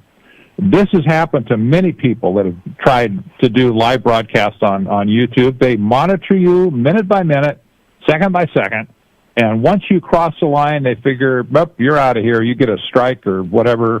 They simply drop your live feed and leave all of your audience hanging and everybody else scratching their head wondering what on earth happened. No, we're not going to use YouTube. Well, we will use Rumble. And as the old professional wrestling circuit would say, we're ready to rumble. I love it. I do. And we have to be. We have to be ready to take this on head on. Now, by the way, for those who are following me on Getter, and I've been telling everybody about that platform, which so far has turned out to be a really great place for conservatives to be able to speak freely without censorship, without suppression, cancellation, etc. Follow me at Always Right WHK on there. I posted during our break, Patrick, a link to what you just said, citizensforfreespeech.org, and the banner right at the top of the homepage is a link to click to register for tonight's town hall propaganda, or meeting on top propaganda, rather, that's going to be live on Rumble. So you can go right to the page, or you can go to my Getter feed and click it there. It'll take you right to the registration page. Now, Patrick, when they go to citizensforfreespeech.org, I've been showing them this, and if you're watching on the streaming feed on either DennisPrager.com or and it's kind of in Salem News Channel and others, you can see it kind of. It's kind of messing with my background, but it's a flyer on propaganda. It's filled with so much factual information, always referenced and always sourced and cited. People can get this right from the website, right? Yes, they can, by going to the store, and they can buy the brochure. We actually distribute them in packs of 25 per pack, And honestly, people just take them and they hand them out everywhere they go. They leave them in restaurants and bathroom stalls and at the counters when they go to a store. They hand them to people in the line at the grocery store. This is a great tool to give to somebody and support free speech in the meantime. Because you know what? How can you understand what free speech is until you really understand what free speech is? You have to understand propaganda to understand it, because there's so much confusion. If they say, the propagandists always say, oh, it's free speech, free speech. We need to say, no, sir, that is not free speech to lie. You cannot lie and deceive and mislead people purposely and call it free speech. Doesn't wash. And that's different than opinions. If you express an opinion that happens to be wrong, but it's not an intent to deceive, you express something that you think is right, but is wrong, that's a different story. Propaganda is intentional. Propaganda is the manipulation of people through misinformation with an intent to achieve a political end, a political agenda, as we read that definition before. So that's extraordinarily important, and all of that information is in these brochures. And I want people to know there's a small fee to order these, right, from citizensforfreespeech.org in the store, but it's not for profit. This is a 501c3 nonprofit organization. There's a cost to print them, and there's a cost to ship them, and that's all you're charged. And Patrick, while we're here, I want to hit this other one because, again, so much of the propaganda war that we're engaged in right now is over COVID and over our rights to decide what we do with our body, our rights to not have to wear a face diaper or muzzle, etc., and certainly our rights not to have a shot given to us against our will without our informed consent. And one of the other brochures available on the website, which again I'm holding up right now and trying to not deal with the green screen background there, but I'm holding it up the best I can, is another brochure on what to do. Over my face is best, I'm told. There you go. I'll do that. Okay. Hopefully people can see this, but Patrick, it's the brochure about what people need to know about informed consent. If we don't know everything about the drugs and about what their short and long-term impacts will be on us, we can't give consent to take those jabs, right? Well, you can't. And of course, that's propaganda in itself. When half of the truth is denied for you to know, just, that's not straight up. That's not honest at all. That's an intent to deceive. There's no reason. We should have complete transparency with all of this stuff going on right now with the health issue. But I also have to say, as far as propaganda is concerned, this isn't the only source of propaganda. Once you understand the techniques of propaganda, you will soon discover that there is a lot of propaganda on the right as well as on the left. And it doesn't matter where it comes from. If it's propaganda, if you could define it as such, right there, that ought to raise a red flag on whatever it is you're thinking about. The town hall meeting is tonight, 8 p.m. Eastern Time, 5 p.m. Pacific Time, and all the points in between. Go to citizensforfreespeech.org, click on the banner there, and register for our town hall propaganda meeting tonight. I hope to see everyone there. Patrick Wood, founder of CFFS, thank you. We'll be right back.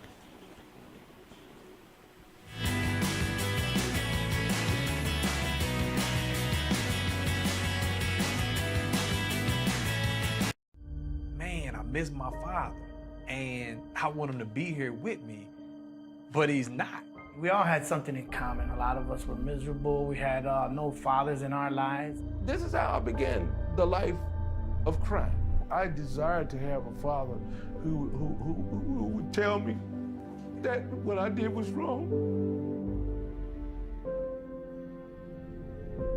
Look for Salem Now in the App Store or go to salemnow.com. Have you ever thought of going to seminary? Billy Graham. Gloria a Dios, hermanos. ¿Quién está listo para ser transformado por el poder de sus palabras?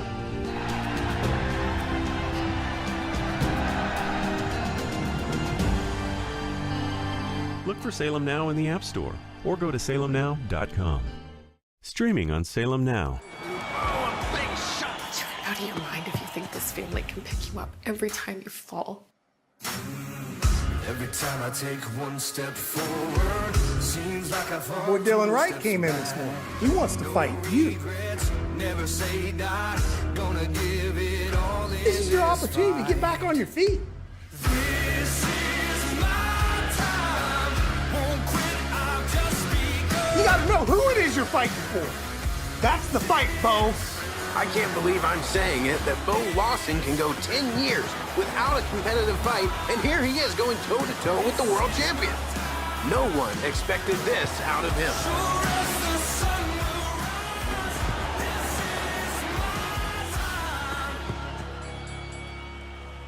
Stream on your phone, tablet, or TV. Look for Salem Now in the App Store or go to salemnow.com.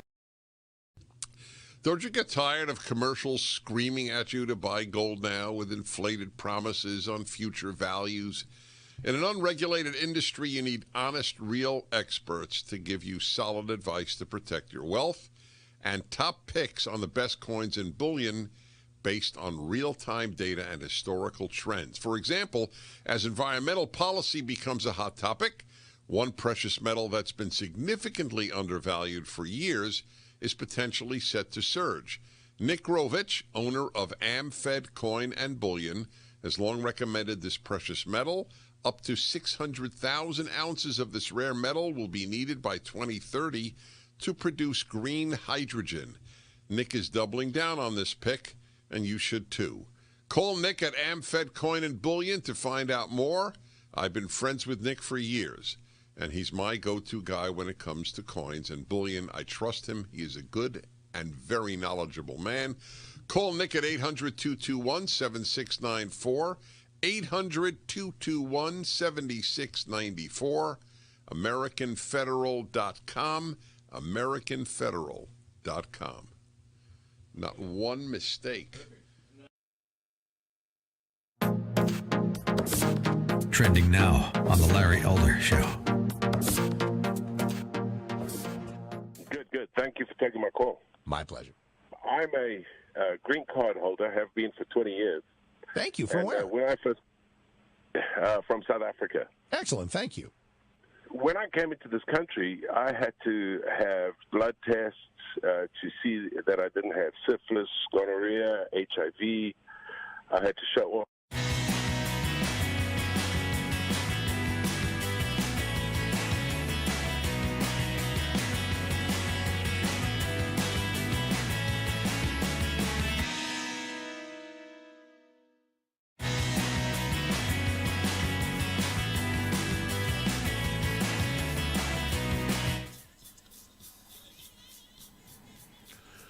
So if we're combining our music bumps, am I using the way I walk in order to do the walk of life? Is we doing that right? I did just combining those. I like that. We're missing a couple though. Walk. What's the other one? What's it? Walk like a man. That's like the old 50s song. There's a couple of others. Walk like an Egyptian for the Bangles. I don't think I'll be walking like an Egyptian. Walking on sunshine. There you go. Not bad. I think there's a little theme going on here on the Dennis Prager Show. Welcome. It's 26 minutes before the top of the hour and the end of the broadcast. Thanks again to Patrick Wood. Thanks to you for listening. I appreciate you being here, and I'm going to go right back to your calls in a second. There's a lot of good people on hold, but we did need to do that interview because it's very important. In fact, it was so important. I want to hit something else for you. These brochures that I was talking about, and Sean tells me the best way to show these to you on the camera is to put them in front of my face, so hopefully you can see that. This brochure from citizensforfreespeech.org that, again, we want you to buy in packets of 25. Again, there's no profit here. It's just the cost of printing them and shipping them to you so that you can give them to people at work, give them to, family members, leave them, like you said, leave them on the table at restaurants so people can read and understand, particularly as it pertains to these COVID vaccine mandates. You have the right, a legal right, to informed consent under the law before you can be forced to take that jab. And I'm going to read to you just a small part of this from the brochure. And it's so packed with information. The font is kind of small, so you have to put on some cheaters maybe if you're as old as I am now. But I just want to read this first section to you about what your rights are according to state and federal law. You must voluntarily give your informed consent prior to receiving any drug that is unapproved by the FDA. The information needed for informed consent should declare that 1, it is an unapproved vaccine for which there has been no long-term testing for safety and has never been used as a vaccine before. 2, There are possible side effects that have so far been observed since release of the vaccine for public use, and all potential long-term effects that may occur. This is based on research in animals and limited human testing, as well as in post-release VAERS data. And 3, informs you of the scientific data and opinion of scientists as far as possible, the immunological consequences of these experimental vaccines, and that these side effects, should these side effects occur, there may be nothing that can be done to reverse these problems. You have the right to refuse any drug that is unapproved by the FDA, and you are legally protected from discrimination if you decline such drugs. That's in state and federal law. And it is what should protect you from any mandates, at least until we get the ruling, the official ruling from the Supreme Court on the OSHA mandates that they heard arguments for last week when Sonia Sotomayor embarrassed herself and actually pretended like she knew anything about vaccinations or anything about COVID-19 or anything about the level of sickness, et cetera, et cetera. It was humiliating, to be quite frank. But at any rate, you have a right. And before anybody says, aha, but the Pfizer version of the vaccine is approved by the FDA. No, it isn't. Comirnaty is approved by the FDA. Comirnaty is a drug that was put together by both Pfizer and BioNTech.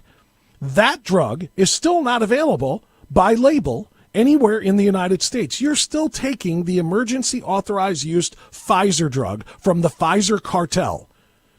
And make no mistake about it. Pfizer, Moderna, Johnson & Johnson, they are drug cartels in every sense of the word, as the Mexican drug cartels are at our southern border. The Sinaloa cartel's got nothing on Pfizer in terms of trying to create an addiction among the people through hypochondria, making them scared to not have these drugs. It's just as much of a psychological addiction as a physical addiction to cocaine or to marijuana or to fentanyl or heroin or anything else. There is a psychological addiction that they are using to get more of this sold. And by the way, the Pfizer cartel is far, far, far, far more profitable than the Sinaloa cartel or any of the others on the border.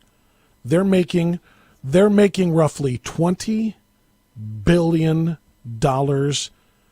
not per year, per quarter. And that's why they're telling you, hold tight. Omicron vaccine number 1, 2, and 3 is going to be available in March from your friends at the Pfizer cartel. Omicron will be washed out by then. But they want to keep the fear alive, and so do the CDC and others who are funded by the Pfizer cartel. So that come March, you'll have to take not 1, not 2, but 3 different Omicron shots. We'll be back.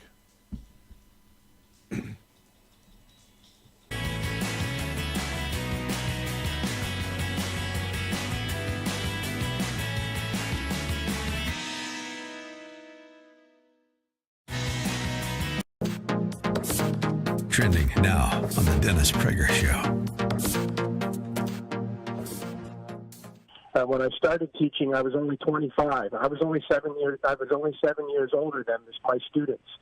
That's not a great span of time for between a man and a young woman, and it is a daily distraction. That's right. It is. I thank you for your honesty. That is exactly right. And it is not his fault. He's built that way.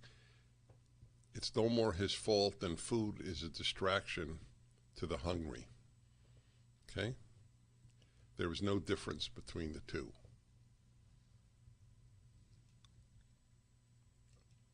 So I'll tell you an interesting story, really interesting. Many years ago, and I can't find this on the internet. Maybe one of you can, and that would be of great help to me. I only remember that he was from a university in Indiana, but I don't remember which university. What did you say, Sean? So a professor did a study and found that one of the two groups, I don't remember the second, of men most likely to divorce were high school teachers. And I think college teachers. In other words, men around a great number of young women divorced at a greater rate than any other men. And I had that professor on with that study. So if you could find that, I could read it to you. Keep up with what's trending. Subscribe on YouTube today.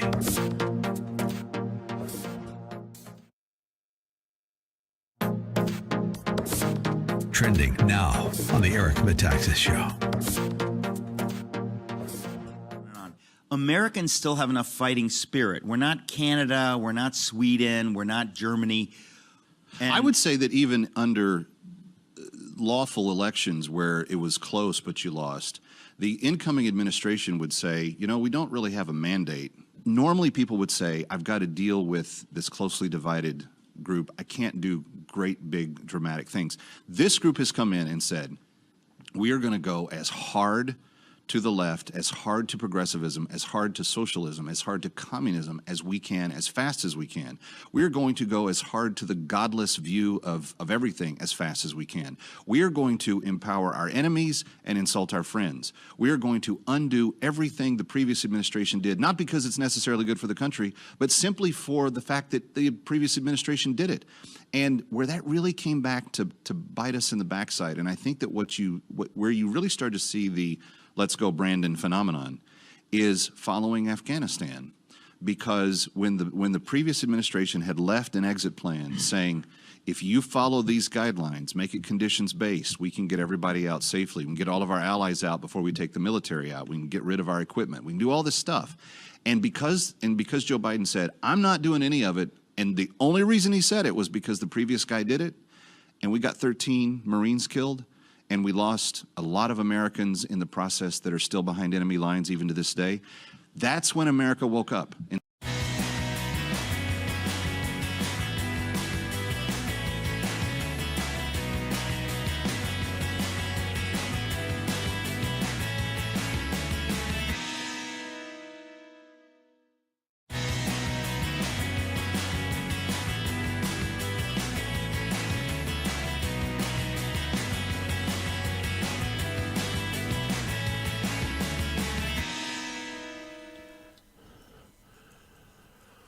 Okay, 17 minutes before the top of the hour, and I've got some breaking news. In fact, I've got two breaking news stories, both of which make me want to stand up and dance. Fatal blow reads the headline on Fox News. Democrat senator doubles down, puts nail in the coffin of latest Biden push on filibuster. Kyrsten Sinema said today she will not vote to weaken the Senate's 60-vote filibuster threshold, bucking her party's leaders yet again, dealing amid... I don't need to hear from you. I don't need to hear from you. I'll tell the story. It's okay. She said, there is no need for me to restate my longstanding support for the 60-vote threshold to pass legislation. There's no need for me to restate its role in protecting our country from wild reversals of federal policy. This week's harried discussions about Senate rules are but a poor substitute for what I believe could have and should have been a thoughtful public debate at any time over the past year. But what is the legislative filibuster other than a tool that requires new federal policy to be broadly supported by senators, representing the broader cross-section of Americans, demands to eliminate the threshold from whichever party holds the fleeting majority amount to a group of people separated on two sides of a canyon, shouting that solution to their colleagues. So that is enormous. Kyrsten Sinema has joined Joe Manchin. There will be no death to the legislative filibuster. There will be no John Lewis Voting Rights Act passed. There will be no federal takeover of the election system. That states will still be able to use their own rights to decide how to protect the sanctity of the vote. That's number one. The second piece of breaking news that literally just came across the wire, and thank you to Sean for sharing, the Supreme Court has spoken on the Biden administration's OSHA COVID requirements for workplaces. The Supreme Court has said that Biden's mandate that all employers with 100 or more employees must have all of their workers be vaccinated is unconstitutional. The court has blocked the administration's rule requiring these businesses to ensure that 80 to 100 million Americans take these vaccines or lose their jobs. This program could not possibly end on a higher note than what we are. Can you dig it? Yes! Yes! I can and do indeed will dig it. The Supreme Court, let's see how this was worded by, it looks like this is going to be NBC. Thank you.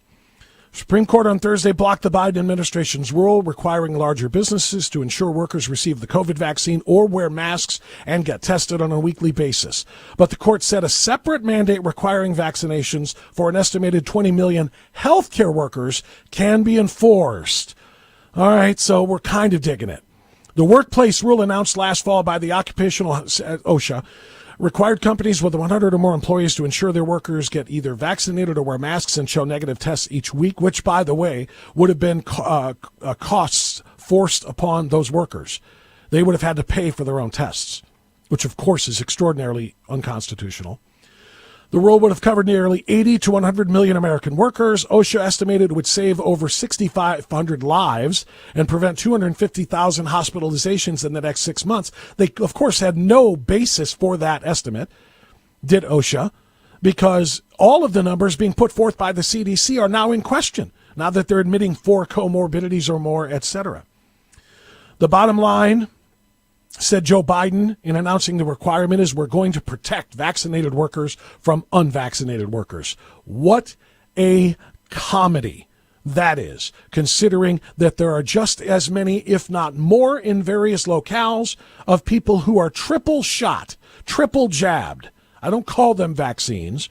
They're triple profit shots, are getting infected just as much as unvaccinated people. And, oh, by the way, the definition of unvaccinated people has now been expanded to those who have only been twice jabbed. And if you don't have your booster, your third jab, then you are considered not fully vaccinated, which is also just hysterical. Looking for more language from the court. The Supreme Court said a separate regulation, that goes back to the healthcare workers. They're saying that in healthcare settings, they can require these. I think that is also extraordinarily unfair to these workers. But let's take the good news when we can get it. We're looking for more. Yeah, this literally just broke. We don't have the language of the majority that voted to strike down Biden's COVID mandate. We'll get that probably in the next couple of hours. You'll have to listen to other Salem Network programs to get the specifics, or, of course, listen to Dennis tomorrow. But there you go. 2 pieces of good news to sort of wrap up this show. The Supreme Court has blocked the COVID requirements for workplaces. And hopefully that is an indication of other decisions to come. Okay, let's get a few more phone calls in here on the Dennis Prager Show. Tony is in my hometown of Cleveland, Ohio. Tony, you're on the air on the Dennis Prager Show. Go right ahead. Bob, it's great to talk to you again, and it's a testament to your character and your philosophies that Dennis Prager looks to you consistently to fill in, so congratulations on that. Thank you. Okay, so you were talking earlier about the National School Boards Association and the letter that was forwarded to to Biden, the administration. Yeah. My perspective is coming from, and I was a recently defeated Educational Service Center board member. This is a government school, of course, and it is between the state and the local. So it doesn't run like a local, but the makeup is still the same. Nonetheless, our mission is to provide teacher training. Okay. Bob, if you saw the kind of training manuals that are being mailed to us to forward to our teachers, you would be shocked I bet I wouldn't be. Everything along. Tony, I bet I wouldn't be shocked. I bet it's filled with CRT. It's filled with SEL, social emotional learning. It's filled with You got it. LGBT. Yep, exactly. And because you know what, Tony, and thank you for the call, my friend. I appreciate it. It's exactly what I was talking about yesterday on the local program. 500 different school districts have announced their administrators they are hiring woke teachers only. They won't hire anybody that doesn't go along with the agenda and the narrative. So I'm not shocked at all, my friend. We'll be back.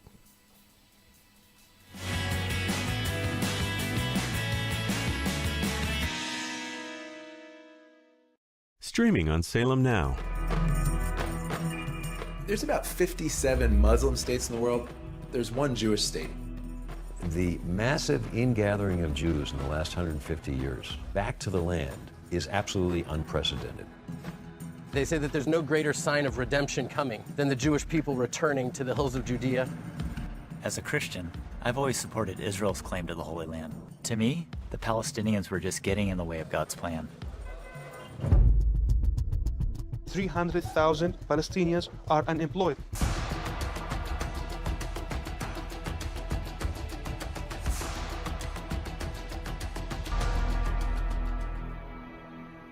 In spite of all the years of conflict, there's hope here, if you know where to look for it. Stream on your phone, tablet, or TV. Look for Salem Now in the App Store or go to salemnow.com. Streaming on Salem Now. The public would be outraged if they knew the truth.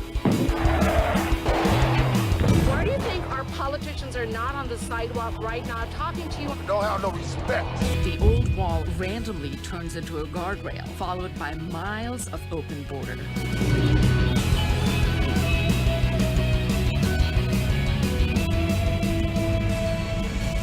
Human trafficking gone. That journey is extremely dangerous. The 7-year-old girl died in the desert. From the country of India. A great pillar of the community was killed by a man who had been deported at least twice. This little urn contains the ashes of my son. His dream cut short forever. We're so worried about other countries' problems, and we don't even focus on our own. Look for Salem Now in the App Store or go to salemnow.com. Man, I miss my father, and I want him to be here with me, but he's not. We all had something in common. A lot of us were miserable. We had no fathers in our lives. This is how I began the life of crime. I desired to have a father who would tell me that what I did was wrong. Look for Salem Now in the App Store or go to salemnow.com. Trending now on the Eric Metaxas Show. Right? So this has changed in the culture. We now have entire stadiums screaming blank Joe Biden. Right. I actually think that in some measure this is a sign of health in the country.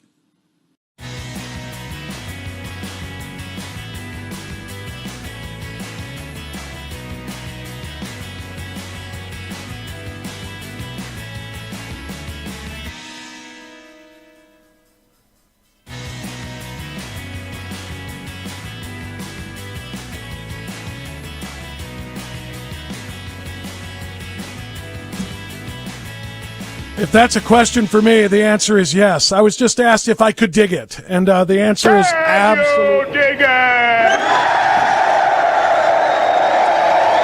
If you're just turning on your radio, if you did not hear the good news, literally broken in the last few minutes, the Supreme Court of the United States has struck down President Brandon's jab mandate.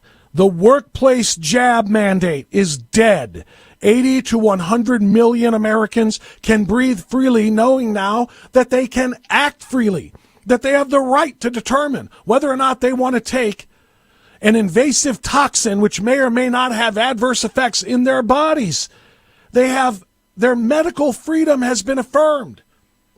They can't be fired for refusing to give up their own bodily autonomy. This is the best possible news. Now, at least when it comes to the workplace jab mandate. Now, there are still issues with workplaces doing this on their own without the federal government being involved. Some workplaces are telling their employees, too bad, you got to get the jab or you lose your job. Some of them I'm very, very close to, as a matter of fact. I won't speak on it now, but I can tell you this, it can't be forced by government. And now it'll come time, perhaps, for class action lawsuits to be filed against employers that try to do what the government is unable to do, which is take away your liberty, your freedom. The government, neither the government nor your boss, your manager, your director, your supervisor, your CEO, should be able to tell you when to take cold medicine. That's up to you.